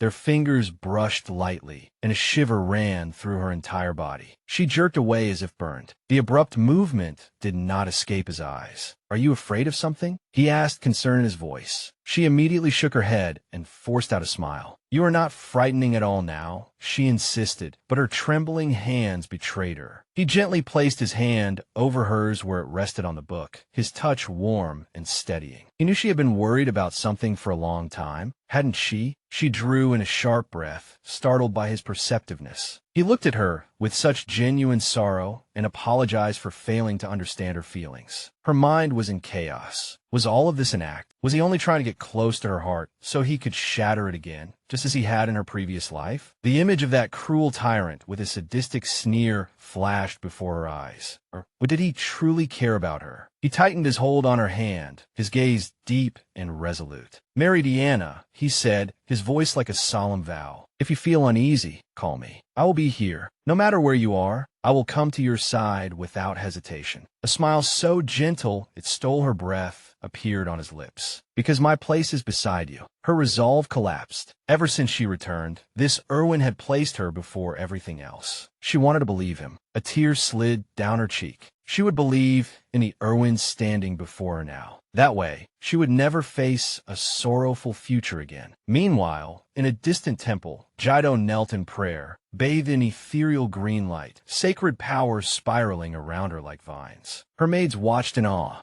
"Jido's power truly is amazing," one of them whispered. "His Majesty the King must be mad not to choose her." Another maid looked at her in confusion and asked what she meant. The first leaned in and poured out the rumors from the palace. His Majesty told Jido he loved her, then pretended it had never happened. Jido's shoulders tightened for an instant, those words stabbing into her heart like tiny daggers. Her maid simply could not believe it, utterly astonished that Jido would lose to the queen. "That will be enough prayer for today," Jaido announced, her voice calm. She stood and turned her head, her smile beautiful and cold, like polished marble. If you two aim to become saintesses of dreams, you had best not speak ill of His Majesty the King. The two girls immediately lowered their heads, fear in their eyes, and begged her forgiveness. Jaido walked past them, maintaining her graceful facade flawlessly, but when she was alone, the mask shattered. An irritated sigh escaped her lips, and her expression twisted into a snarl of pure rage. Why couldn't he just throw away that useless woman? That woman who did nothing but cling to the prestige of the royal family like a leech. She stamped her foot, all composure gone. I misjudged him. How disgusting. He is a king, yet he makes such a shameful face. She grabbed a piece of fruit from the fruit tray beside her and bit into it viciously. That damned saintess of love. She squeezed the fruit in her hand until it burst. Dark, terrifying ambition burned in her eyes. No matter who it is, I will not let anyone stand in the way of my grand dream. Far across the vast desert, Meridiana and the others arrived at a breathtaking oasis, its waters shimmering with powerful sacred energy. Wow, she whispered breathlessly, her hands trembling with hope. Here, right here, I can heal Kamar. But she suddenly gasped and looked up. High upon the stone archway, she saw the silhouette of a person. It was Kamar, and standing just behind him was Rosa, her eyes hollow and lifeless. She took one step forward, and the world seemed to slow to a crawl. Rosa, no! Kamar screamed as he lunged toward her, his fingertips brushing her ankle in a desperate but failed rescue. Their eyes met in shared terror. Rosa fell toward the ground. Kamar did not hesitate for even a second, diving headfirst after the woman he loved. Meridiana screamed. Her own fear reflected on Erwin's grave face as he held her back. She had never imagined Rosa would jump like that. As Meridiana rushed down the steps, her mind raced. But why? Her face was pale with shock and disbelief. They found the two of them below, a tragic sight on the stone ground. Kamar had shielded Rosa with his own body, blood pouring from the wound on his head as he weakly called her name. Kamar, Meridiana cried. She rushed to his side. I will heal both of you right away. But he stopped her, his voice a pained whisper. Look at Rosa's neck. Her gaze snapped to Rosa's throat, and she let out a horrified gasp. A glowing green snake tattoo pulsed on her skin. The snake tattoo. Heal her first, Kamar pleaded. His strength was draining away. Heartbroken, Meridiana nodded and poured her sacred power into Rosa. The sinister tattoo flashed brightly, and at last it faded. She jumped because of that tattoo. There was no doubt about it. Meridiana realized with rising dread. Rosa's eyes fluttered open. How did I? Her gaze fell on the bleeding man beside her, and she gasped in terror. Kamar. She held his head, tears streaming down her face. I am sorry.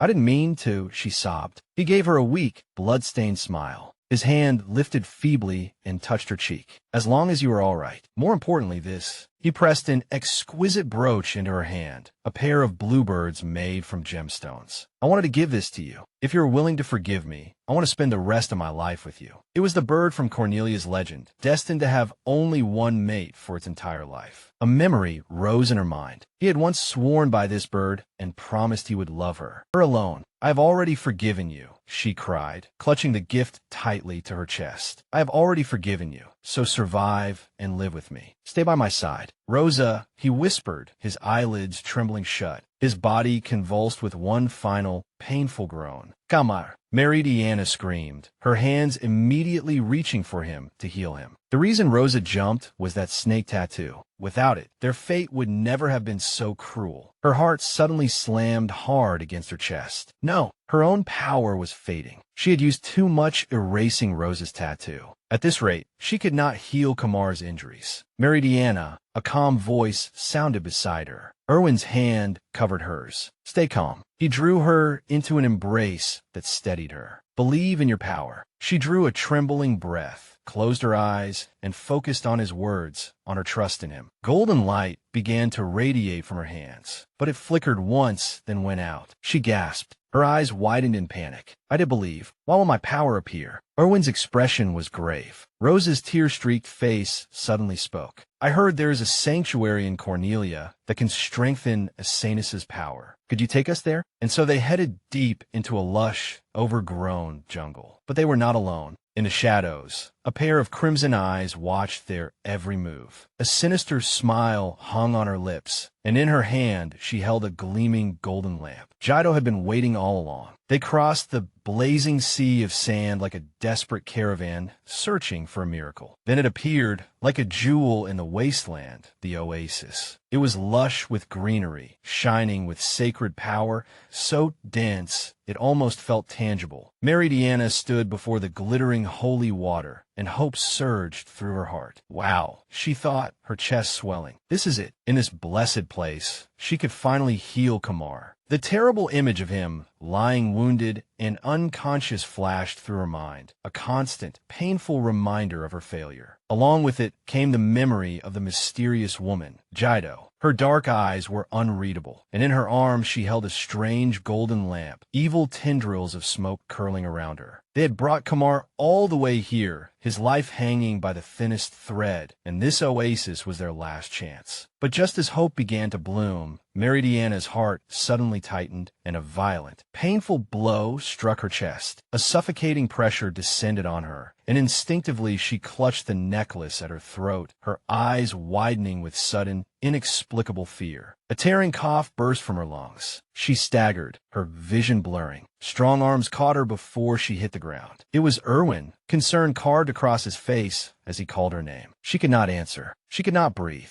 The air here was poison, burning her from the inside out. A smooth, chilling voice cut through the haze, confirming her fear. That's right, the voice said. Jaido emerged from the swirling purple mist, holding that cursed lamp as if offering up a sacrilegious tribute. In a sickeningly sweet tone, she announced that this sacred oasis had been twisted into her miasma. Erwin held Meridiana tightly, his expression hard as he stared at the treacherous woman. Jaido. Meridiana forced out the name, as though tasting ash in her mouth. Jaido tilted her head mockingly and falsely apologized for interrupting, her cruel gaze resting on Kamar's motionless body. With unshed tears in her eyes, Meridiana stared at the source of the poison gas. The miasma was pouring from that incense burner. A wave of dizziness struck her hard. This was bad. She was about to faint. Through the haze, she saw the corners of Jaido's lips curl into a malicious smile. You should never have come. That was what the smile seemed to say. In one final desperate act, Meridiana reached for Kamar, her trembling hand touching his neck as she tried to guide her sacred power. But Jaido's venom-dripping voice froze her in place. Oh no, she would not allow her precious power of love to be used on her dear Kamar. The horrifying truth crashed down on Meridiana. She stared at the strange snake tattoo on Kamar's neck, the tattoo that had appeared out of nowhere. Was it you? Was Jaido behind all this pain? Why would she go this far? Tears ran down Meridiana's face as she begged for an answer. Did she truly love Kamar that much? Jaido let out a short, sharp laugh, without the slightest warmth in it. Love? She spat the word as if it were a curse. She did not care about anything that boring. A fanatical light began to gleam in her eyes. For years, she had planned meticulously, carefully weaving a web of manipulation to trap Kamar so she could finally become queen. She had been so close. She suddenly erupted into cruel violence, swinging the heavy lamp and striking Erwin in the face with a sickening impact. She screamed that her plans had all been ruined because of them. Not only had they stood in her way, they had also destroyed her backup plan to get rid of Kamar's pretty little doll of a queen and thereby destroy Kamar. Her face twisted into a mask of pure madness. They were terribly troublesome, nothing more than insects that ought to be crushed. Erwin held Meridiana tightly, his face contorted with pain and fury, while she could only stare, frozen in terror. All the pieces fit together. The unnatural tattoo, the strange and impossible power Kamar possessed. It had all been Jaido's doing, but she only smiled, her gaze languid and confident. None of that matters now, she said softly. It will all end here. What do you want? She mocked. Do I have any need to explain myself to someone already on the road to the grave? The purple smoke thickened, circling them like hungry beasts. The world began to spin. No,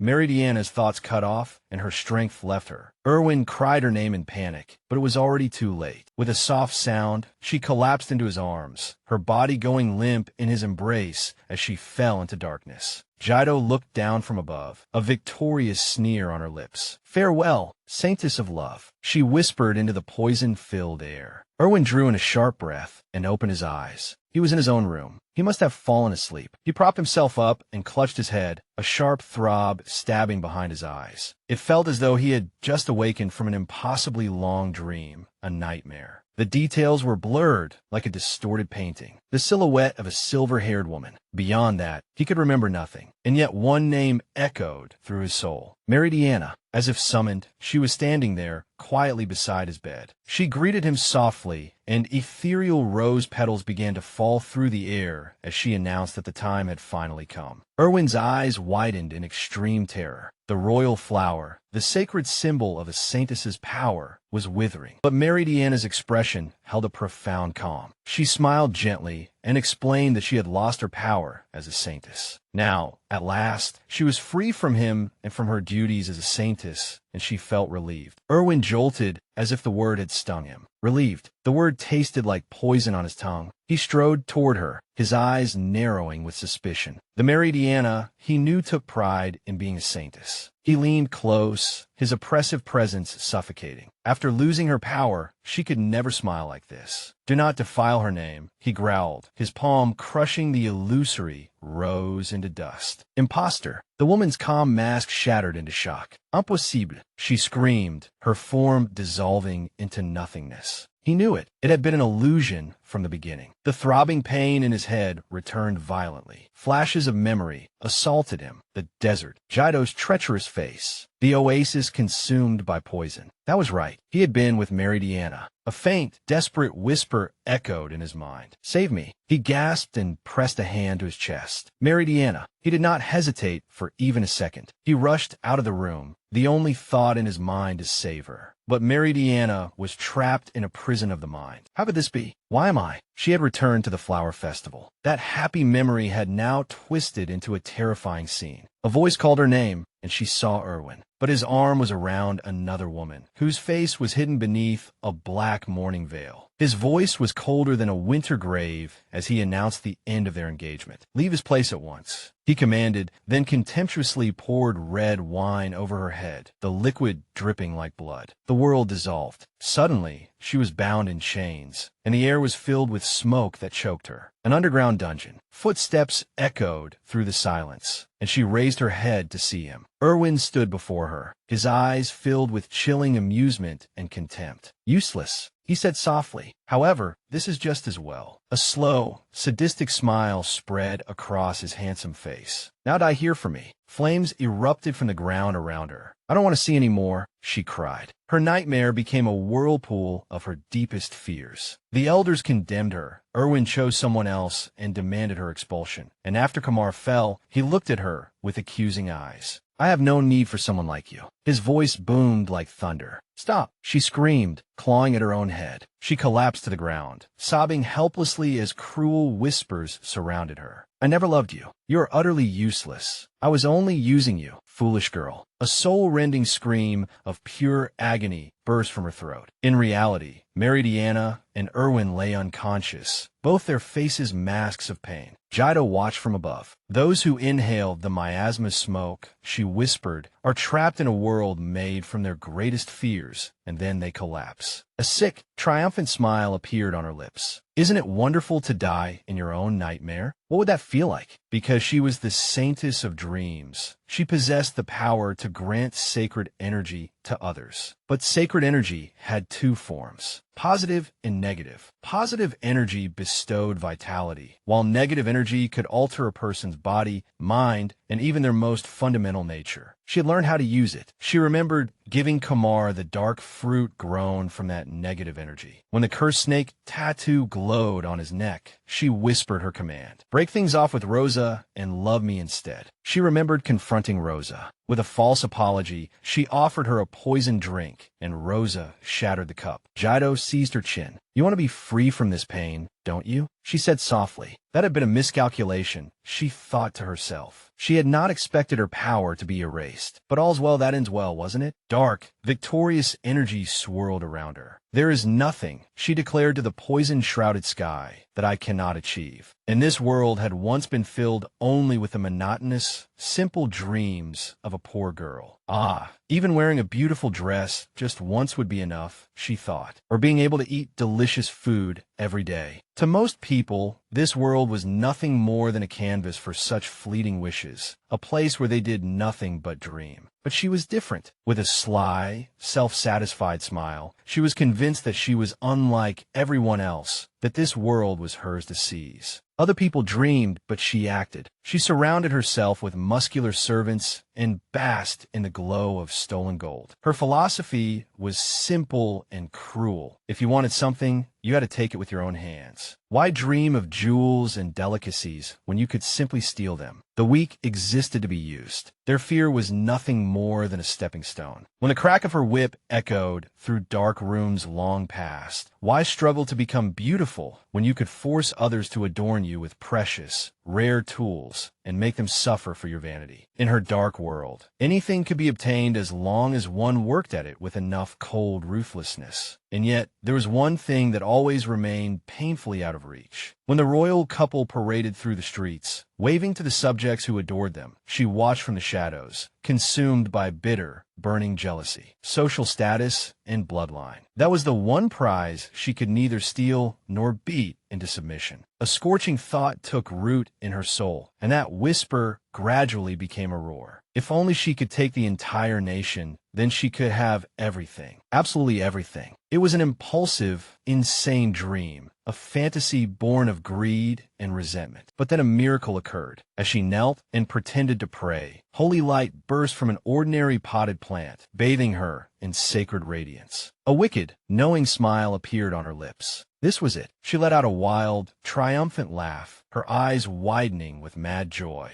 Unbelievably, she had obtained the power of Saintess. It seemed God had probably gone completely mad. From that day onward, she never lacked hope again, because she possessed power greater than anyone else's. Before long, she knelt before the throne, no longer a thief, but a revered saintess. And her newly acquired power was extremely useful and extremely easy to corrupt. In particular, she discovered that when she fueled it with negative energy, her sacred power transformed into a dark, viscous poison. With a flick of her wrist, she gave orders to Cornelia's native people, her newly brainwashed puppets. Go, she commanded. Bring me what I want. Kidnap every highly skilled craftsman and make them work for my cause. Her eyes narrowed with chilling focus. After that, her plan was simple. She would turn the handsome King Kamar into her puppet, twisting him into a tool to fulfill her ambitions. She saw it all with perfect clarity. The king suspended on her strings, the kingdom falling into her hands, seized from those glittering yet worthless royals. This was how she would obtain everything she wanted. Now, the false saintess stood over the broken body of the true saintess of love, her veil covering her face as she looked down at Meridiana's unconscious form. Her breathing was faint and shallow. The wicked woman was certain that the nightmare trapping Meridiana must be a truly exquisite one. That nightmare was nourished by the dark power emanating from her own cursed necklace. In the oppressive darkness of the dream, Meridiana was assaulted by cruel whispers. Saintess of love, please, you don't deserve my love. I don't need someone like you.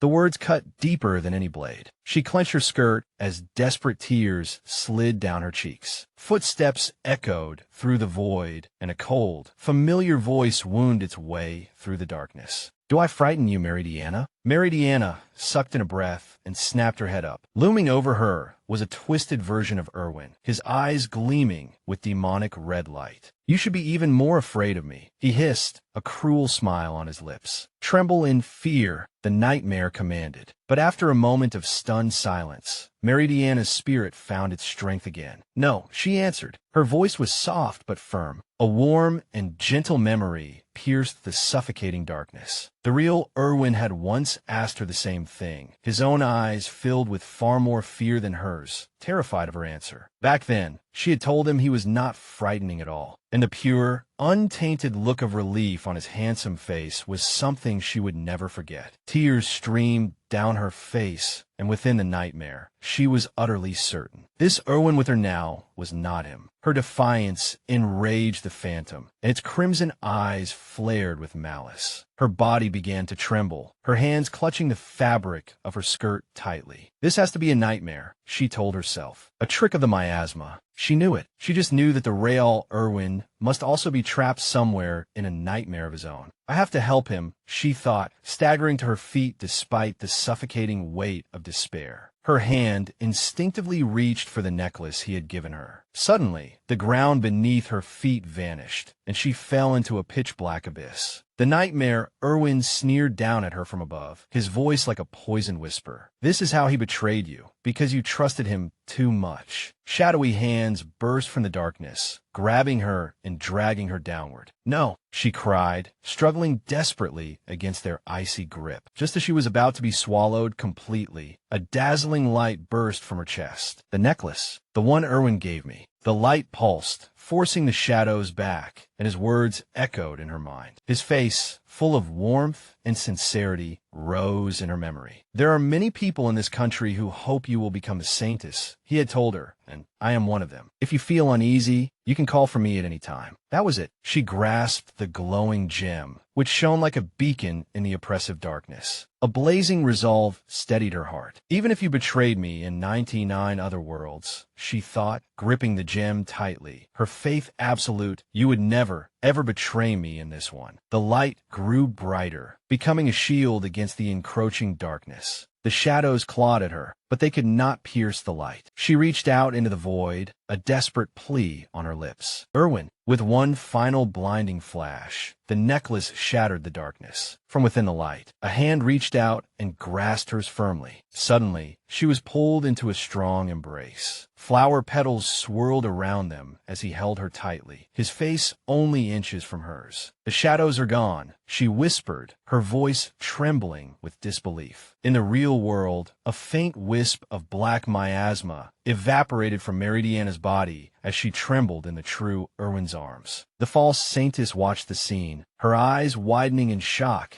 as that corrupted energy dispersed. What? She stammered, utterly bewildered. Why is the miasma disappearing? Back within the dream, soft pink petals fell like rain, and Meridiana gazed into Erwin's eyes. Erwin, she asked again, needing confirmation. He gave her a gentle, reassuring smile. Didn't I tell you? If you called for me, I would come to you without hesitation. He tenderly wiped a tear from her cheek, and her heart felt as though it might burst. He came for me, she thought, her eyes shining. In this darkness, he found me. The nightmare is over, he whispered, bending down to kiss her lips in a sweet, deep kiss. A warm, healing power surged through her entire body. With every inch of her soul, she understood that the Erwin by her side now would shatter the cruel fate of betrayal that had haunted her for so long. A dazzling light enveloped the clearing, forcing the false saintess to raise a hand over her eyes. There, both Erwin and the miasma had vanished. The radiant, whole figures of Meridiana and Erwin were seared into her mind. Impossible. Her brainwashed soldiers were clutching their heads. The spell had been undone. How is this possible? Even Kamar, who had been on the verge of death moments ago, was now healed and embracing his sister. This is impossible. This can't be happening, she screamed. How did you break my nightmare? Meridiana stood before her, her bearing radiating newfound strength. I am the saintess of love, she declared, her voice filled with power, and the power of love conquers nightmares. The false saintess scoffed and gripped her necklace. Fool, she sneered. Love is nothing but a fiction. My dreams are the strongest. But as she boasted, Erwin suddenly cried out in pain. Meridiana grabbed Erwin, calling out in alarm as she turned to him. To her horror, a sinister green snake tattoo was winding its way across his neck. His sword fell from his hand with a loud clang. The wicked woman burst into laughter, her eyes flashing with terrifying red light, and her command echoed through Erwin's mind. Kill the saintess of love. Erwin's eyes turned red, and he shoved Meridiana away with brute force. She staggered back and fell hard to the ground. He drew his sword, the sound of steel leaving the sheath sharp and decisive. Meridiana, run. He forced out through clenched teeth, fighting a battle within himself. Kamar and his sister could only watch in utter terror. The wicked woman's smile was venomous. She had prepared for this in case something went wrong. She had made him drink the juice of certain fruit, turning him into her perfect puppet. You'll die by his sword before you ever manage to bring him back to his senses. She taunted her. Erwin raised his sword, the sharp blade gleaming coldly as it hung above Meridiana's throat. Are you so frightened you can't even run? The wicked woman shrieked in delight. Meridiana looked up, not at the sword, but at Erwin's face, her own expression calm. No, then die by the sword of the one you love. But Meridiana's trust did not waver in the slightest. I believe in Erwin. The sword sliced through the air, then stopped. The cold steel blade halted a hair's breadth from her skin. The wicked woman gasped, her expression of triumph collapsing into disbelief. He stopped. Erwin's entire body trembled with the tremendous effort of resisting the curse. What are you doing? The wicked woman screamed, her plan falling apart. Hurry up and kill her. But it was already too late. The dark tattoo on his neck began to crack. Then it crumbled away. With one final shattering sound, the curse broke into nothingness. The wicked woman staggered back, her face filled with absolute shock. Erwin's strength gave out, and he pitched forward into Meridiana's waiting arms. She held him tightly, a soft,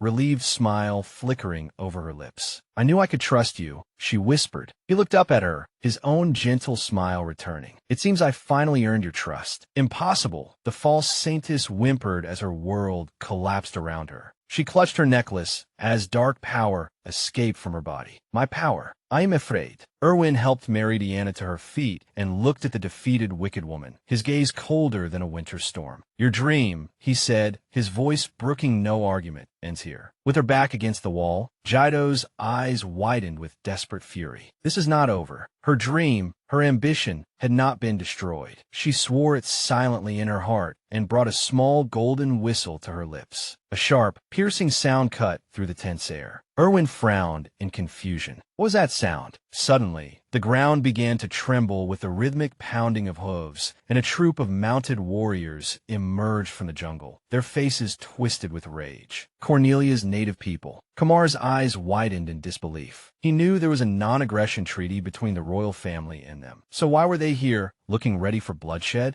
Meridiana's heart sank as a terrible realization surfaced within her. She looked back at Jido, who now wore a smug, victorious sneer. Of course, she was controlling them with her vile power of dreams, wasn't she? Jido's voice dripped with vicious satisfaction. She knew all too well how hot-blooded, rough, and powerful these men were. Imperial soldiers, even the king of Cornelia himself, were no match for them. The tension in the air seemed ready to spark as the soldiers drew their swords. Erwin instinctively pulled Meridiana behind him, using his own body as a shield against the danger to come, while Kamar knelt there, ready to protect them. But Meridiana would not let them be hurt. She gently touched Kamar's shoulder, her voice carrying calm resolve. It's all right, she reassured them. She would use her power to restore their senses. Jido let out a mocking laugh. Don't get carried away, little girl, she sneered, thrusting her hand forward in a commanding gesture. Trample these pitiful insects. The brainwashed natives charged forward, their eyes empty, their blades raised high. Kamar roared at his men, ordering them to hold the attackers back. The sickening clash of steel filled the air as the two sides collided violently. Meridiana's eyes shone with a soft, ethereal light. She closed her eyes and clasped her hands in prayer. She gathered all her strength, begging her friends to hold on just a little longer so she could try to undo this hateful brainwashing. The battle was brutal. An Imperial soldier's sword was knocked from his hand, and as the snake tattoo on a native man's arm seemed to writhe, he overpowered his opponent. Jido was almost trembling with rage as she screamed at them not to stand in her way. But then, a soldier's blade shattered against an Imperial guard's defense.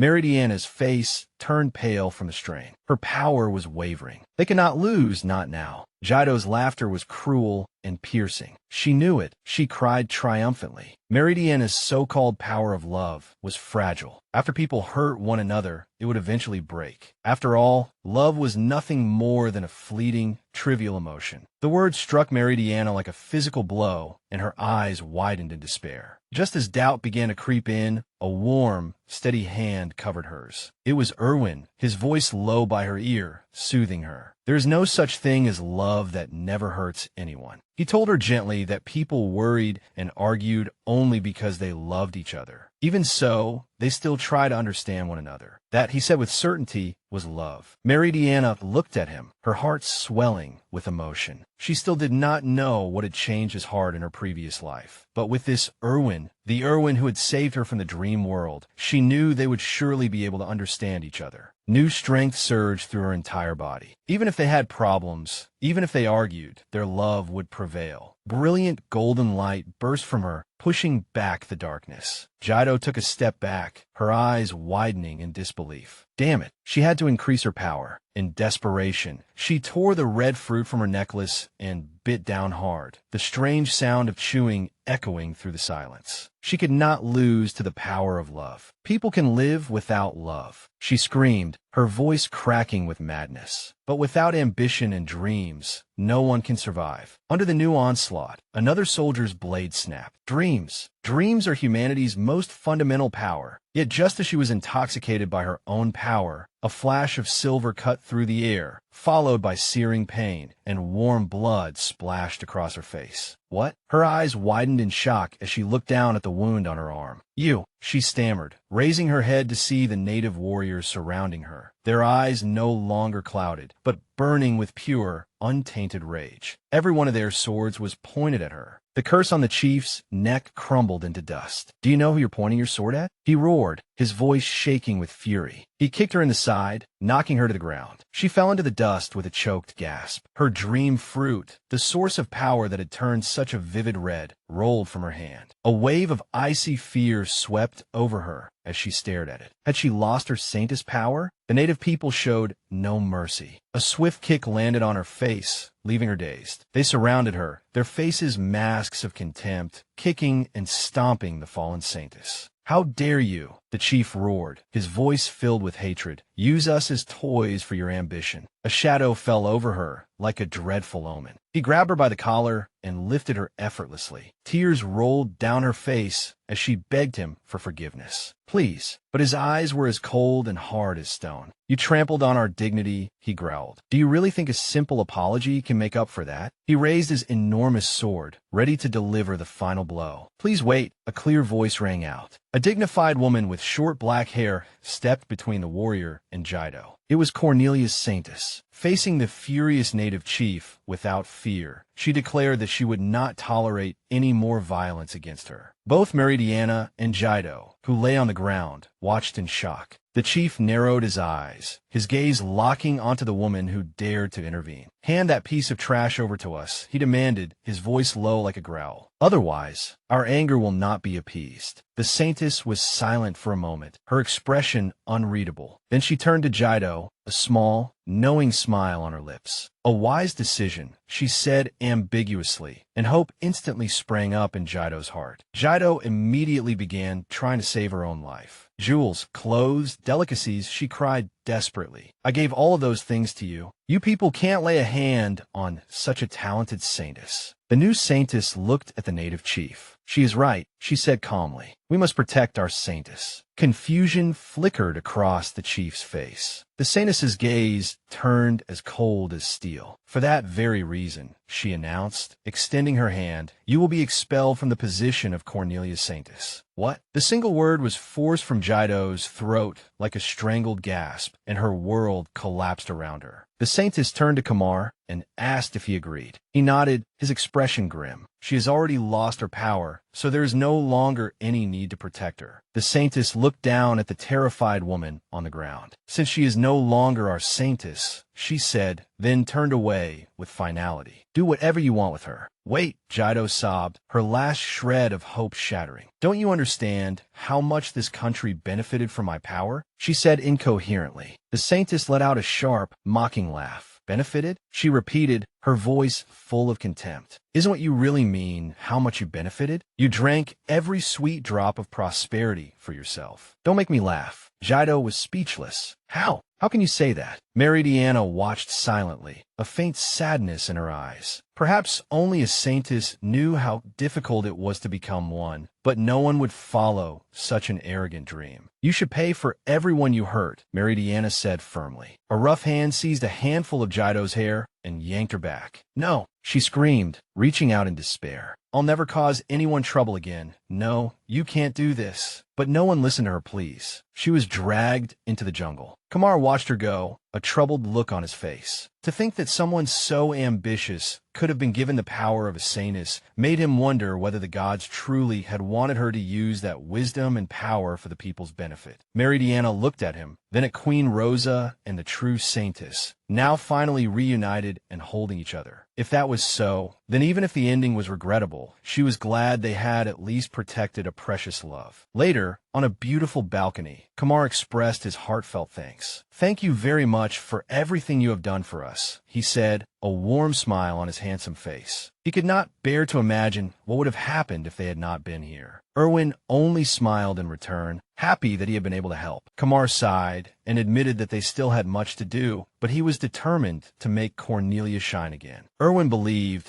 that as long as he remained king, he would surely be able to do it. Just then, an attendant peeked in from the doorway. Kamar's smile deepened. In that case, we will hold a banquet for you tonight. First, as a token of our gratitude, we would like to present this. The true saintess approached Meridiana, holding a gorgeous piece of traditional Cornelian jewelry. A moment later, Meridiana stepped out in a flowing white and gold gown, an exquisite emerald forehead ornament adorning her silver hair, looking like a goddess. She shyly apologized for making Erwin wait, a faint blush coloring her cheeks. How does it look? She asked nervously. Erwin's crimson eyes widened, his mind completely stolen by her beauty. The saintess giggled beside her. Don't you think it looks stunning on her? Erwin remained silent. He strode forward, removed his luxurious cloak, and with a swift rustle of fabric, wrapped it around her, pulling her tightly into his arms. Meridiana gasped. What are you doing? Dressed like this, he murmured, his voice low and hoarse. Her heart sank abruptly. Did he mean it did not look good? Was that why he wanted to cover it up? Unease spread rapidly through her mind, while he held her even tighter, his scent filling her senses. As pink petals scattered down, the grand doors opened, and Kamar's booming voice echoed through the hall, calling them forward. He spread his arms and introduced them to the gathered nobles with theatrical flair. Everyone, please give a warm round of applause to the two heroes who saved Cornelia. Cheers erupted through the hall, and thunderous applause filled the air, surging toward them like a wave. The crowd clapped enthusiastically for their heroes. Held firmly in Erwin's arms and wrapped in his heavy cloak, Meridiana felt a strange calm amid the uproar. Erwin was, as always, the composed prince, and even as he held her close, his handsome face still wore an indifferent mask. Later, at the celebratory banquet, the atmosphere was cheerful. Erwin sipped his wine, his gaze somewhat distant, while Queen Rosa and Kamar laughed together, overflowing with happiness. Meridiana leaned against Erwin's side, a small, contented smile on her face. It was truly wonderful to see Queen Rosa and Kamar so happy. And yet, something felt off. She looked up at Erwin, who was silently drinking his wine. Ever since she had changed into that new outfit, he had been tense, like a spring stretched to its limit. Feeling a bead of sweat slide down her neck, she tugged at the cloak. Hey, it's getting a little hot. Can you take this off? He looked down at her, slightly surprised but nodded. Sorry, he said softly, his fingers reaching for the clasp that held the heavy fabric. She sighed in relief as the cloak slipped away. Was it really that hot? But the instant the fabric fell onto the seat, the mood in the room changed. A wave of hushed discussion and whispers spread through the hall, and dozens of gazes fell on her revealing attire. A dark, suffocating pressure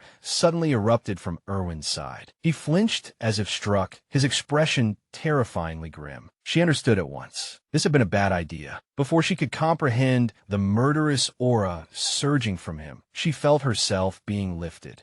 Strong arms scooped her up with ease. She let out a small cry, and in the next moment he settled her on his lap. His embrace was firm and possessive, his crimson eyes burning. "Kamar," he said, his voice low and taut, suppressing his anger. "Sorry, we'll be leaving first." Kamar grinned and raised his glass in knowing respect. "No problem," he replied with a wink. "You two go spend some time alone." "Oh," his friend added with another mischievous smile. "When it comes to Meridiana, you really do show some good expressions." Meridiana went bright red from the teasing, while Erwin cast his friend a glare that could have frozen flames. The moment the bedroom door clicked shut, the tension returned, so thick it was almost tangible. Erwin set her down on the edge of the bed, his hands still resting on her waist. "Hey," she said softly, her heart pounding with nervousness. "Do you dislike this outfit, or do you just not want anyone else to see me wearing it?" A faint flush crept up his neck, and he looked away. "No, it suits you," he admitted, his voice a little hoarse. "It's just that you're showing too much skin." His words made her heart jolt, and her own cheeks grew hot. He leaned closer, so close that she could feel the warmth of his breath. In his eyes was a dark emotion she could not quite name. "I just can't stand other men staring at you." Thump! Her heart slammed hard against her ribs. He wanted to claim all of her for himself. Before she could finish the thought, he gently pushed her down onto the bed, his body covering hers and casting a shadow of primal desire over her. "Seeing you dressed like this only makes me want to touch you." His confession hung in the air, hot and heavy. He took her hand, brought it to his lips, and placed a feather-light kiss on it, sending a shiver up her spine. "Mare," he whispered like a prayer, his gaze blazing, searching her, waiting for the answer to a question he had not yet asked. "How far may I go?" Her breath caught, her thoughts in chaos. Could she trust him again? How far was she willing to accept him? He bent down, his lips about to touch hers, and all the tension that had been hidden for so long was about to reach its peak. Bang! The sudden explosion completely shattered the moment. A frightened cry echoed through the room, and Liebert woke from his sleep and sprang out of his basket. The poor little wolf ran around the room in a panic, whimpering at every bang that followed. Meridiana sat up, the romantic magic broken, and tried to soothe her terrified pet. "It's all right, Liebert." When another brilliant firework lit up the night sky, she pointed out the window. "It's just fireworks." They went to the window and watched the colorful fireworks together. "They're beautiful," Erwin said softly, his earlier anger completely gone, replaced by a gentle smile. "Yes," she agreed, holding the finally calm Liebert in her arms. A tiny bit of dissatisfaction rose to her lips. "He could at least have kissed me," she thought with some disappointment. But as she continued gazing at the radiant lights, something in her heart became clear. Coming to Cornelia had made her ready to face Erwin again, to truly face him. The next day, as they prepared to leave, they waved goodbye to their friends. She smiled brightly, feeling that she had found her purpose again. "Once we return to the Jonka kingdom," she resolved, "I will be able to face him head-on again." When the carriage arrived in front of the royal palace, Erwin reached out to take her hand and helped her down. "You must be tired after using so much power," he said softly. "Rest well." "Thank you," she replied with a sincere smile. But just as she took a step, a whistling sound suddenly cut through the air. A black shadow swept past the side of Erwin's face, missing him by only inches. A spear. It slammed into the stone ground in front of her feet, its sharp point trembling from the impact. Her blood instantly ran cold. From the shadows, a figure in a deep purple cloak stepped out, radiating pure malice. "Stay away from Meridiana." The voice growled, twisted with anger. "You useless prince." The chilling command rang out again. "Stay away from Meridiana." The figure beneath the hood was filled with hatred. "You useless prince." Meridiana recognized her, and her eyes widened. The figure dramatically threw back her hood. Cest, the saintess of strength from Gardena, stood before them, her golden eyes blazing with fury. "So you just got back from Cornelia? You must be exhausted." Her tone sounded casual on the surface, but the spear in her hand told a different story. Erwin stepped in front of Meridiana, his expression grave. "What is the meaning of this?" Cest gave a mocking laugh. "Why don't you ask yourself that question?" Meridiana was utterly confused. Why was she so hostile? Cest seized her. "Only Cest. Come here for a moment. I thought the next time I saw you would be at the Saintess Gathering." She explained that the Saintess Gathering was an annual event where the Saintesses of various countries gathered to exchange information and culture. After the Holy Flower ceremony, you sent me a letter, remember? After reading that letter, I couldn't just sit by and do nothing. Seth's expression grew serious, and her hand pressed against her chest,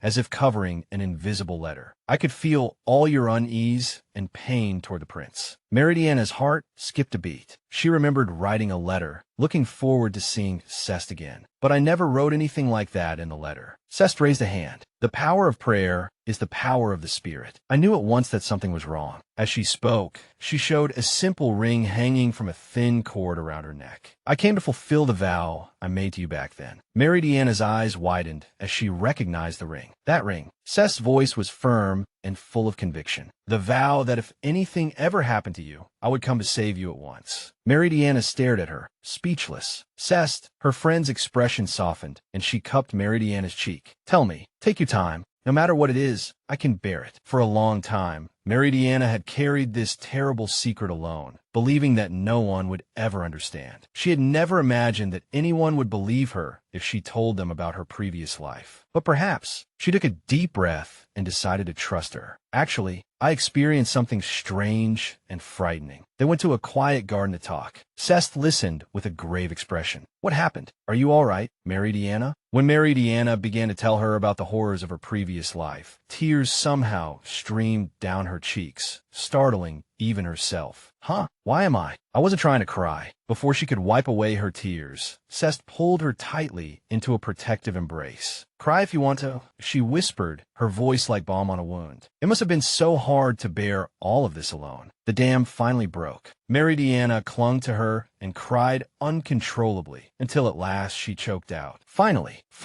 someone understand my pain. Seth held her tightly and let her cry everything out. But where Meridiana could not see, her gaze turned cold and unforgiving, whether in the previous life or this one. Her hand curled into a fist. Betraying you is unforgivable. She drew back slightly. You didn't tell me about any of this, and you didn't say anything to the prince? Meridiana shook her head, her voice small. I didn't know what he would do if I told him. That's right. At first, it really was too frightening. I avoided him and even told him I didn't love him anymore. But Erwin didn't back down. I thought that was because he wanted to use me. Now, I trust Erwin. She truly did believe that perhaps Erwin had not betrayed her of his own will. The true culprit was very likely someone in this country who wanted to tear me and Erwin apart. That is why I told you. She gave Sest a very strong smile. And also because you've always cared about me, right? Seth's sharp expression softened into a reassuring smile. I will always be on your side. A wave of relief rose in Meridiana's heart. She thought Seth would get along well with Erwin too. But when Seth turned her back to her, the smile vanished, replaced by a warrior's determination. Prince Erwin. Her voice rang out, sharp as the tip of her spear, her eyes burning with righteous fury. For Meridiana's sake, duel me. The declaration hung in the air, a shocking challenge. Erwin narrowed his eyes, while Meridiana's jaw nearly dropped from sheer horror. How did it come to this? The prince's handsome face went pale with shock, his red eyes wide, while Meridiana stood beside him, her own expression filled with disbelief. Her mind was blank,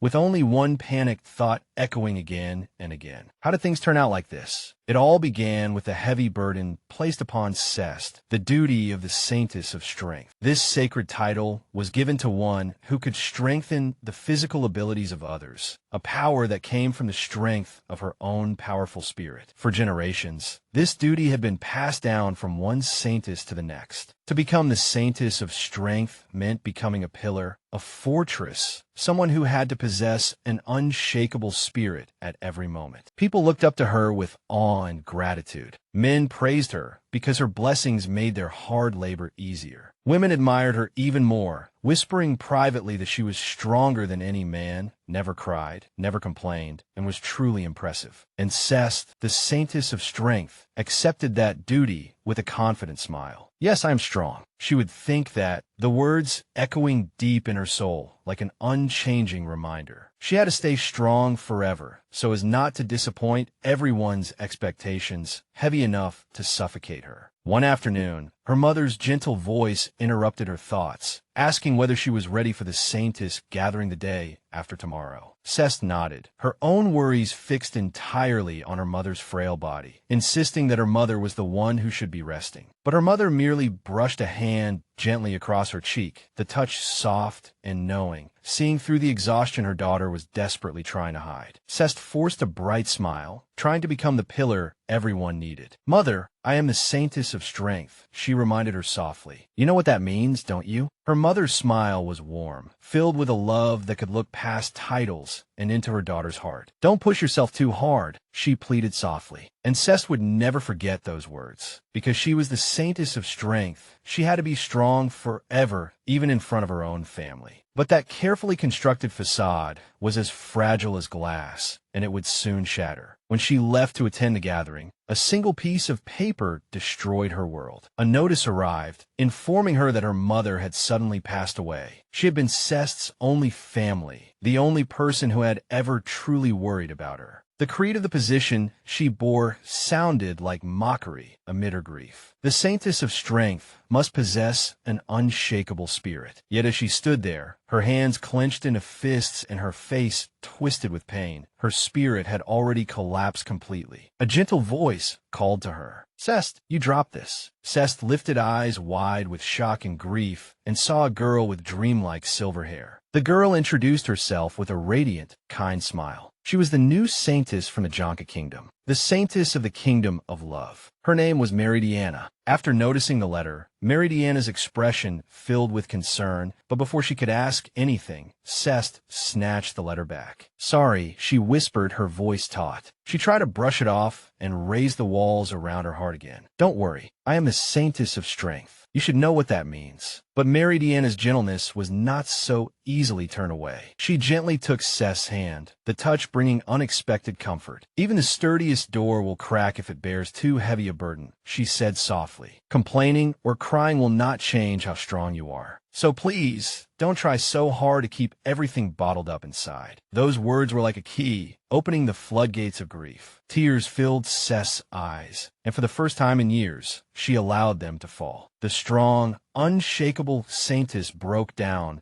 covering her face with both hands and sobbing in a wretched mess. "Following your heart is important too, isn't it?" Meridiana's voice was like a soothing balm. Cest collapsed into her arms and clung to this stranger as though grasping a lifeline. "Actually," she choked out between sobs, "I'm not as perfect as everyone thinks, and I'm not that strong." Looking back, Cest was certain that if Meridiana had not been there that day, her heart would have shattered beyond repair. Meridiana gave her a small, simple ring, a prayer of love, so that she would never have to be alone again. When Cest accepted the gift, a sincere smile finally appeared on her lips. Silent gratitude flowed between them. In that moment, a bond was formed. Cest made a promise to this new friend. If Meridiana ever found herself in trouble one day, Cest would rush to help her, no matter what happened. And that promise had brought her to this very moment. She stood before Prince Erwin, fire burning in her eyes, and challenged him, her voice ringing around them with authority. "For Meridiana's sake, duel me. If I win, I will take her back to Gardena with me." The prince sneered, looking down on her as if she were a child. He reminded her that Meridiana was the Saintess of the Jonka Kingdom, and taking her away without permission would cause an international incident. Cest's eyes narrowed into dangerous slits. "So the only reason you care is because she is a Saintess, not because she is Meridiana?" The sharp words struck home, and the prince went rigid. His composure cracked. Cest pressed on, her lips twisting into a cruel sneer. "You don't truly love her anymore, do you?" Meridiana sucked in a breath, pain stabbing through her chest. "Cest, why would you say something like that?" "Because Meridiana cried when she talked to me about you," Cest declared, the words stabbing straight into Erwin's heart like daggers. The prince's eyes widened, and disbelief and hurt flashed across his face. Cest's voice rose with fury. "If you don't even realize you hurt her, how can you possibly say you love her?" A murderous aura began to radiate from Erwin. "What did you say?" he growled. The situation grew dangerously tense. Meridiana tried to step in, begging them both to calm down. They stood beside the garden pond, their anger seeming to become a tangible force in the air. Suddenly, Meridiana lost her balance and tipped dangerously toward the edge. Meridiana!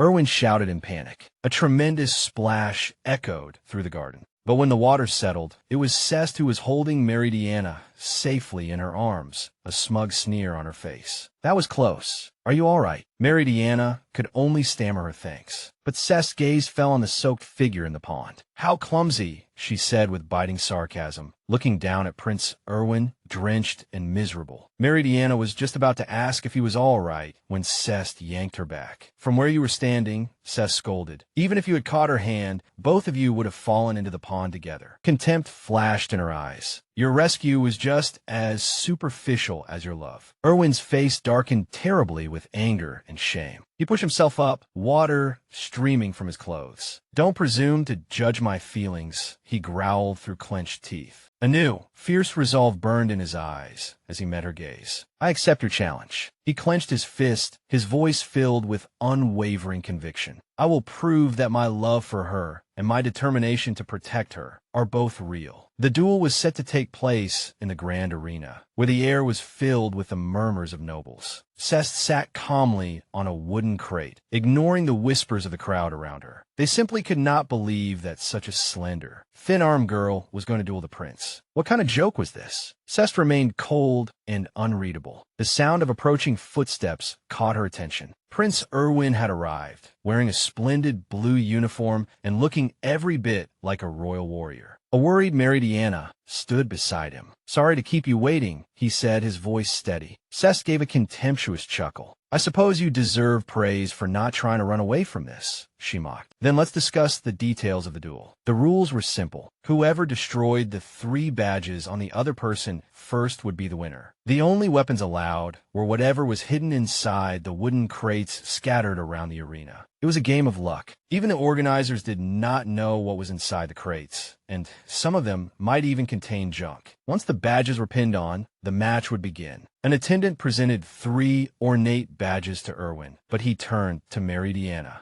I want you to put them on for me, he said softly. Meridiana's heart was in chaos. Erwin, why did you have to go this far? She had already told her sister that she believed in him. So what was Cest thinking? I don't want the 2 of you to fight, she pleaded, her gaze moving between them. I think you should call off the duel. Erwin's gaze softened with apology. I'm sorry for making you worry about me, he said gently. But then his eyes hardened again with unshakable determination. But there are some things I will never give up on. Meridiana's shoulders drooped helplessly. It was unfair. If he were fighting for her, she could still persuade him to stop. But if he was doing this for himself, no one could stop him. Understand, she whispered, her voice barely audible. With trembling fingers, she carefully pinned the badges to his chest. Thereon, he leaned closer, lowering his voice so only she could hear. Wait for me, both of you. A smile spread across his face, so confident it was almost dazzling. I'll be back soon. He turned and walked toward the center of the arena, leaving Meridiana to watch him with a heavy heart. The 2 contestants faced each other, and a silent war had already erupted between them. Cest issued a challenge in her heart. Prove that you can do whatever it takes to protect Meridiana. Erwin made a vow in his, no matter what stand in your way. Meridiana could only watch, her expression filled with worry. The referee raised a white flag between them. Then begin. The flag fell, and the crowd instantly erupted into cheers. Erwin charged toward the nearest wooden crate without hesitation. Let's see what he gets, one spectator whispered excitedly. He flung open the lid and pulled out a weapon that made the entire arena gasp. It was a monstrous sword axe, heavy and vicious. A thrill of power flashed through his eyes. He was lucky. That's a good weapon, someone shouted. Everyone's eyes turned to Cest, wondering what she would do. But she did not go for a weapon. She simply stood where she was, cracking her knuckles. The crowd grew confused. Had his weapon frightened her off? Cest closed her eyes, and a dazzling blue light began to envelop her. When she opened them again, those golden eyes burned with a terrifying power. In less than the blink of an eye, she vanished from where she stood and appeared directly in front of the stunned Erwin. He did not even have time to react to her presence before her fist was already closing in on his chest. He moved purely on instinct, swinging the massive axe down in an attempt to crush her. Too slow. Her voice cracked through the sudden silence like a whip. She easily sidestepped the heavy attack and struck the side of the axe blade with her palm, slamming it into the ground with such force that the stone beneath their feet cracked. Absolute silence swept through the stands. Very few people knew the true nature of her strength. The Saintess of Strength wore a special bracelet, and the gems on it were the measure of her power. The gems glowed blue in response to her strength, and as Meridiana watched anxiously, all 3 gems on her sister's bracelet were blazing with intense azure light. That meant a strength far beyond ordinary humans. Sest looked down at the shocked prince, her expression filled with disdain. With that little strength, do you really think you can protect the person you love? A wicked sneer spread across her face, her glowing eyes locking onto him. All you know how to do is say pretty words. A dangerous light flashed in Sest's golden eyes as she looked down at the fallen prince. She knew he was all talk, nothing more than a handsome face with no substance. Yet Erwin pushed himself up, his beautiful face carved with a grave determination she had never seen before. Sest tossed her vivid purple hair and smiled like a predator toying with its prey. "Continue," she declared. Erwin rushed toward the weapon crates and wrapped his hand around the hilt of an ordinary longsword. But the instant he drew the sword, an urgent cry rang through the arena. "Prince Erwin, behind you!" He turned in time, his eyes widening in alarm. Sest was swinging a monstrous spike club, bringing it down viciously toward his head. With all his strength, he raised his newly acquired sword and blocked the fierce attack mere inches from his face. The clash of steel was deafening, and the force of the blow made his bones go numb. As the two of them were locked in a contest of strength, his mind raced. He had to throw her off balance. "Hey, can I ask you something?" he said through clenched teeth, resisting her terrifying power. She only sneered, her gaze full of mockery. She gave a low laugh. He pressed on, lowering his voice until it was sharp. "You actually have a secret you can't tell anyone, don't you?" Her smile froze for an instant. "What do you mean?" Their weapons remained locked in a desperate struggle. He struck directly at the heart of it, his words full of accusation. "For example, besides Meridiana, you have another lover." The effect was immediate. Erwin's eyes, which had been filled with resistance a moment earlier, now burned with pure, untainted anger. With a growl from deep in his throat, he shoved her away, the sound of their weapons scraping apart, echoing with his fury. "Don't spout nonsense." His face was flushed, and his breathing was ragged. Just how far was she going to go to mock him with words like that? Meridiana's gentle, worried face flashed through his mind. He knew something was troubling her, and the reason he was fighting this hateful duel was precisely so she would trust him.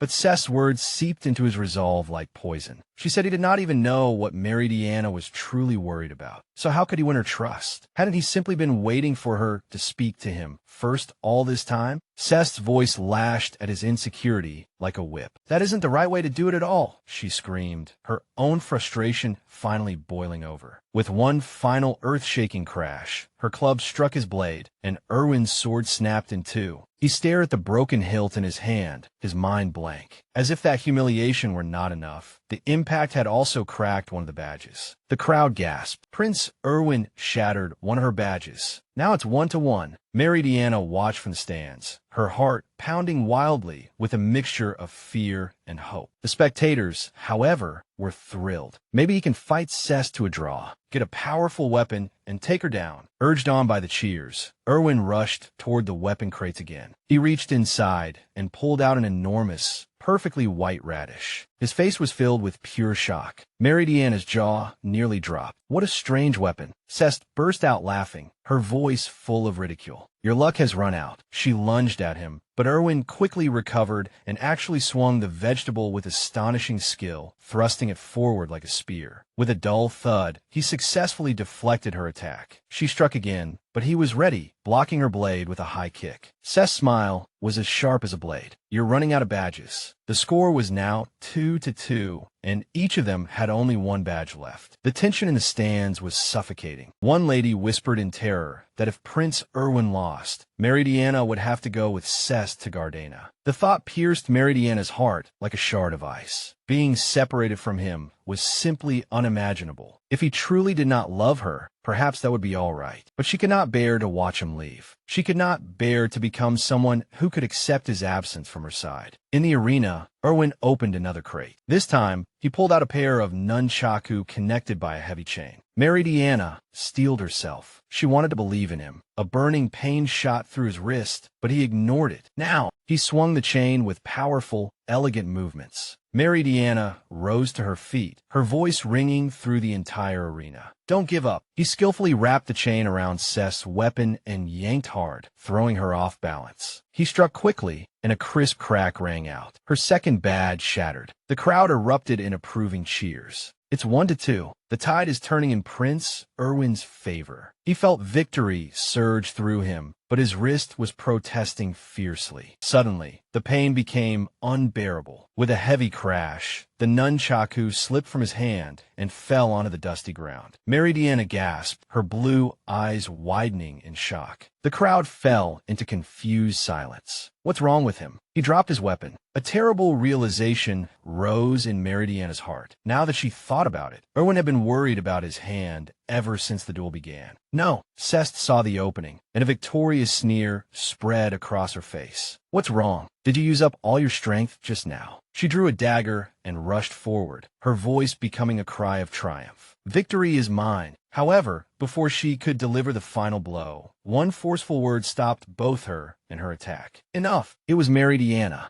Erwin and her sister both froze, turning toward her in shock. Victory had already been in her sister's hands, but Meridiana's voice brought the entire duel to a halt. She stood there, her silver hair flowing like a waterfall, her expression unwavering, drawing the attention of everyone in the arena. A moment later, Meridiana gently lifted Erwin's wrist, revealing the angry red swelling. She knew he was injured. From the moment he picked up the first weapon, he had been conscious of his wrist, hadn't he? This was not an injury from the duel. It was from when he had fallen into the pond. Seth sighed in irritation. If she defeated him while he was injured, it would not count as a true victory at all. She ordered him to accept Meridiana's treatment, and then they would continue. In a quiet room, Meridiana's hands glowed with warm golden light as she healed his injury. Why didn't you say anything? She asked softly. His gaze fell to the floor. He knew she had never wanted them to fight, and if she knew he was hurt, she would certainly use it as a reason to stop them. He pulled his hand back and insisted that he was healed enough to continue the duel. She could tell he was still driven by adrenaline. Calm down, she urged, but he shook his head, a fierce light burning in his eyes. Calm won't win this fight. The raw desperation in his voice made her swallow hard. He was too close, almost overwhelming. Suddenly, he lowered his head, his voice cracking. I'm sorry.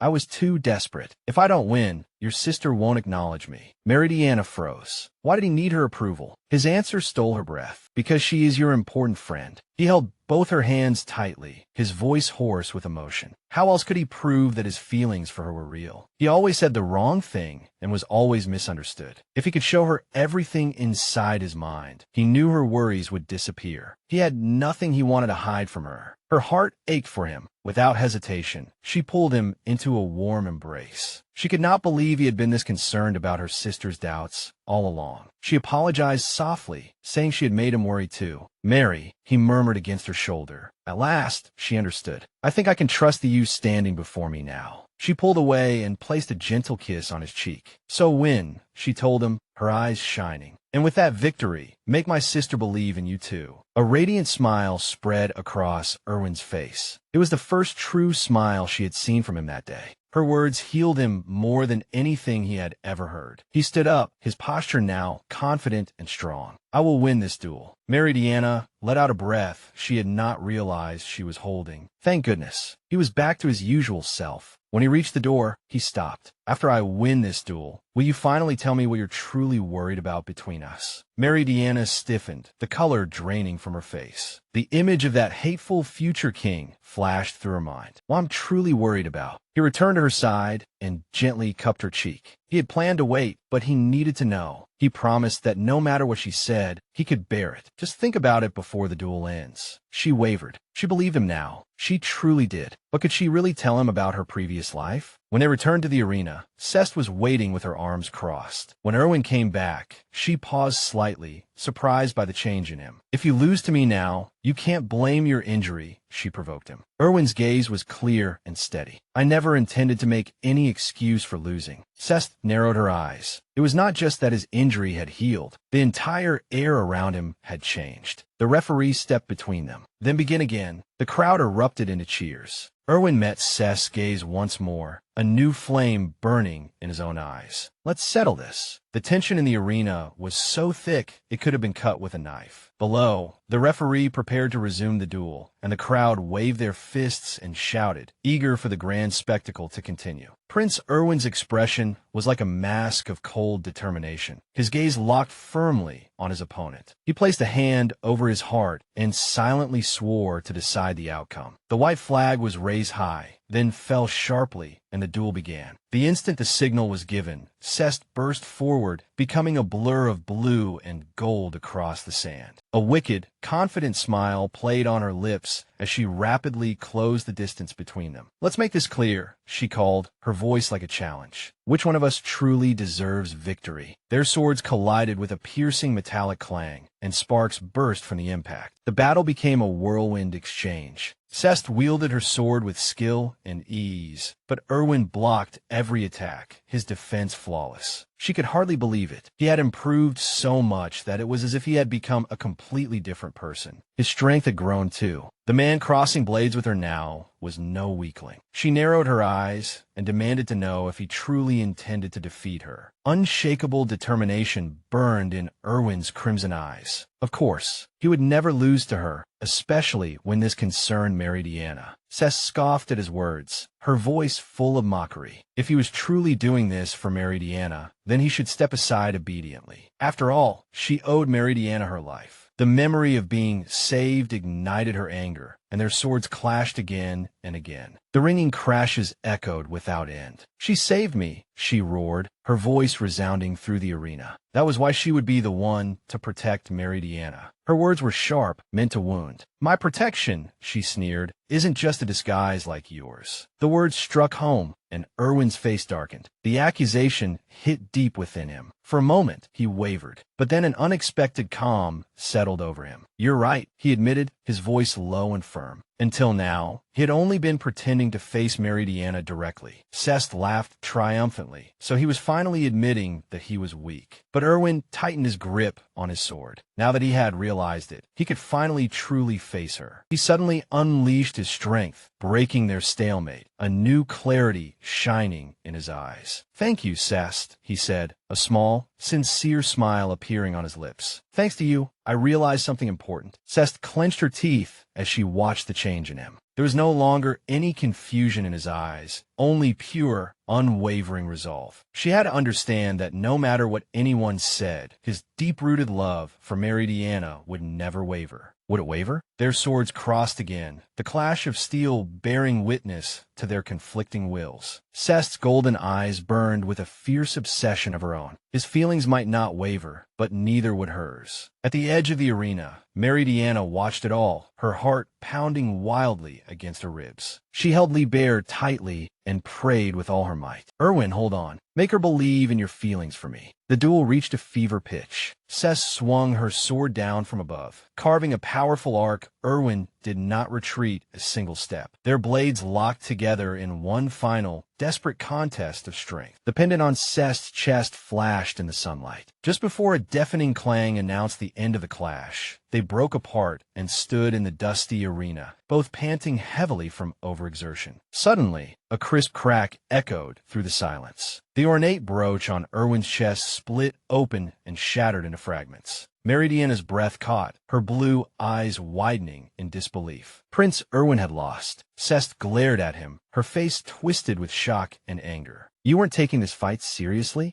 she screamed, her voice breaking with rage. If she had continued her attack, her sword should have struck him first. Why did you hesitate? Erwin's expression was calm, his gaze unwavering. He had challenged her to this duel because he cared about Meridiana. He thrust his sword into the ground, the impact cracking the stone slabs beneath his feet. He had no intention of harming anything she held dear, not even for the sake of victory. Cest sucked in a breath, his words seeming to steal the air from her lungs. She shot back in a voice full of contempt, saying that on a battlefield, one had to be cold and merciless. A dangerous, murderous aura began to radiate from Erwin, and his eyes darkened, stained a blood-red crimson. Did she think he could not protect Meridiana with such naive ideals? For her sake, he would become as ruthless as he needed to be. But as Meridiana looked at him, she knew the truth. Being cold and merciless was not the only way to protect someone. Erwin explained his reason. If he damaged Cest's ring, it would hurt her, and if Cest was hurt, Meridiana would be sad as well. Cest was too shocked to speak. Was he truly saying that not hurting Meridiana mattered more than proving his own strength? A surge of emotion welled up in Meridiana's heart. That ring was the symbol of their friendship. Though the bond between them was stronger than any object, she was truly glad he had not damaged it. His name left her lips in a soft whisper. The realization struck Cest like a physical blow. This man, at the most crucial moment of the duel, when victory and defeat were about to be decided, had been thinking of Meridiana. She looked at him, then at the girl he had fought for, and a bitter ache spread through her chest. Her own feelings for Meridiana could not compare to the depth of his. She hated to admit it, but she had lost. With one final clang, her sword slipped from her hand and fell to the ground. "You have surpassed me," she admitted, a bitter smile rising to her lips. "Prince Erwin," she said, respect now coloring her tone. "Please forgive the harsh things I said to you earlier. Your determination to put Meridiana first is truly magnificent." A sincere, dazzling smile bloomed on her face. "I acknowledge your love for her, and I acknowledge your resolve." Erwin saw a beautiful future spent with Meridiana, a peaceful life together. Suddenly, a mischievous glint flashed in Cest's eyes, and her smile turned sly. A duel is a duel. In the next instant, with a swift and shocking movement, she swept Meridiana into her arms like a bride. Erwin could only stare blankly, completely stunned. Cest's eyes shone with victory as she held the stunned Meridiana tightly. "I am taking Meridiana with me," she announced, as though she had already won. "I'm taking Meridiana with me." But just as Erwin's heart sank, Cest stopped. "You were right," she said, a teasing note in her voice, "but there is one more thing." With a sudden, unexpected swing, she tossed Meridiana straight into Erwin's open arms. "I'll leave her in your hands." Erwin held Meridiana close, his handsome face flushed, and looked at Cest in confusion. "What does this mean?" Cest explained that her only goal had always been to protect Meridiana, and now she had decided that Meridiana would be better off by his side. "I trust you," she said, her gaze firm. "I trust your resolve." In Erwin's arms, Meridiana looked up at him, a soft, grateful smile passing over her lips. The arena erupted in thunderous cheers, and colorful confetti rained down over the three of them. Cest apologized for all the chaos she had caused, admitting that she had needed to confirm with her own eyes whether Prince Erwin was worthy of her trust. But then her expression turned utterly serious. "However, I'm only leaving her by your side." She leaned closer, her voice low, like a dangerous vow. "If you ever betray her, I will. Understand?" Erwin's gaze was steady. "Yes, I understand. I will never betray her." She answered only with a satisfied smile. Cest thought those words were simply music to her ears. Meridiana looked at the two people she cared about most, her heart surging. "Sis, thank you." She clutched the fabric over her chest. Erwin had changed for her, which meant she had to change as well. New determination made her expression resolute. She would tell him everything. She would explain exactly what was troubling her. Later that day, soft evening light filled the room. Meridiana walked toward Erwin, holding a beautiful strawberry cake in her hands. She thanked him for everything he had done for her and Cest, and offered him the cake as a token of gratitude. He was touched and also surprised that she had baked it herself. Blushing, she admitted that it was her first time and that she had received some help, but she had wanted to do something special for him. A smile warm enough to steal her breath appeared on his face. "I'd love to try it." Meridiana's heart skipped a beat. This was her chance. She would serve him the cake, and while he enjoyed it, she could finally tell him the truth about her past life. She stepped forward, only to notice Liber at her feet. Careful, Liber. Move back a little. But her warning came too late. She tripped, and the cake wobbled dangerously.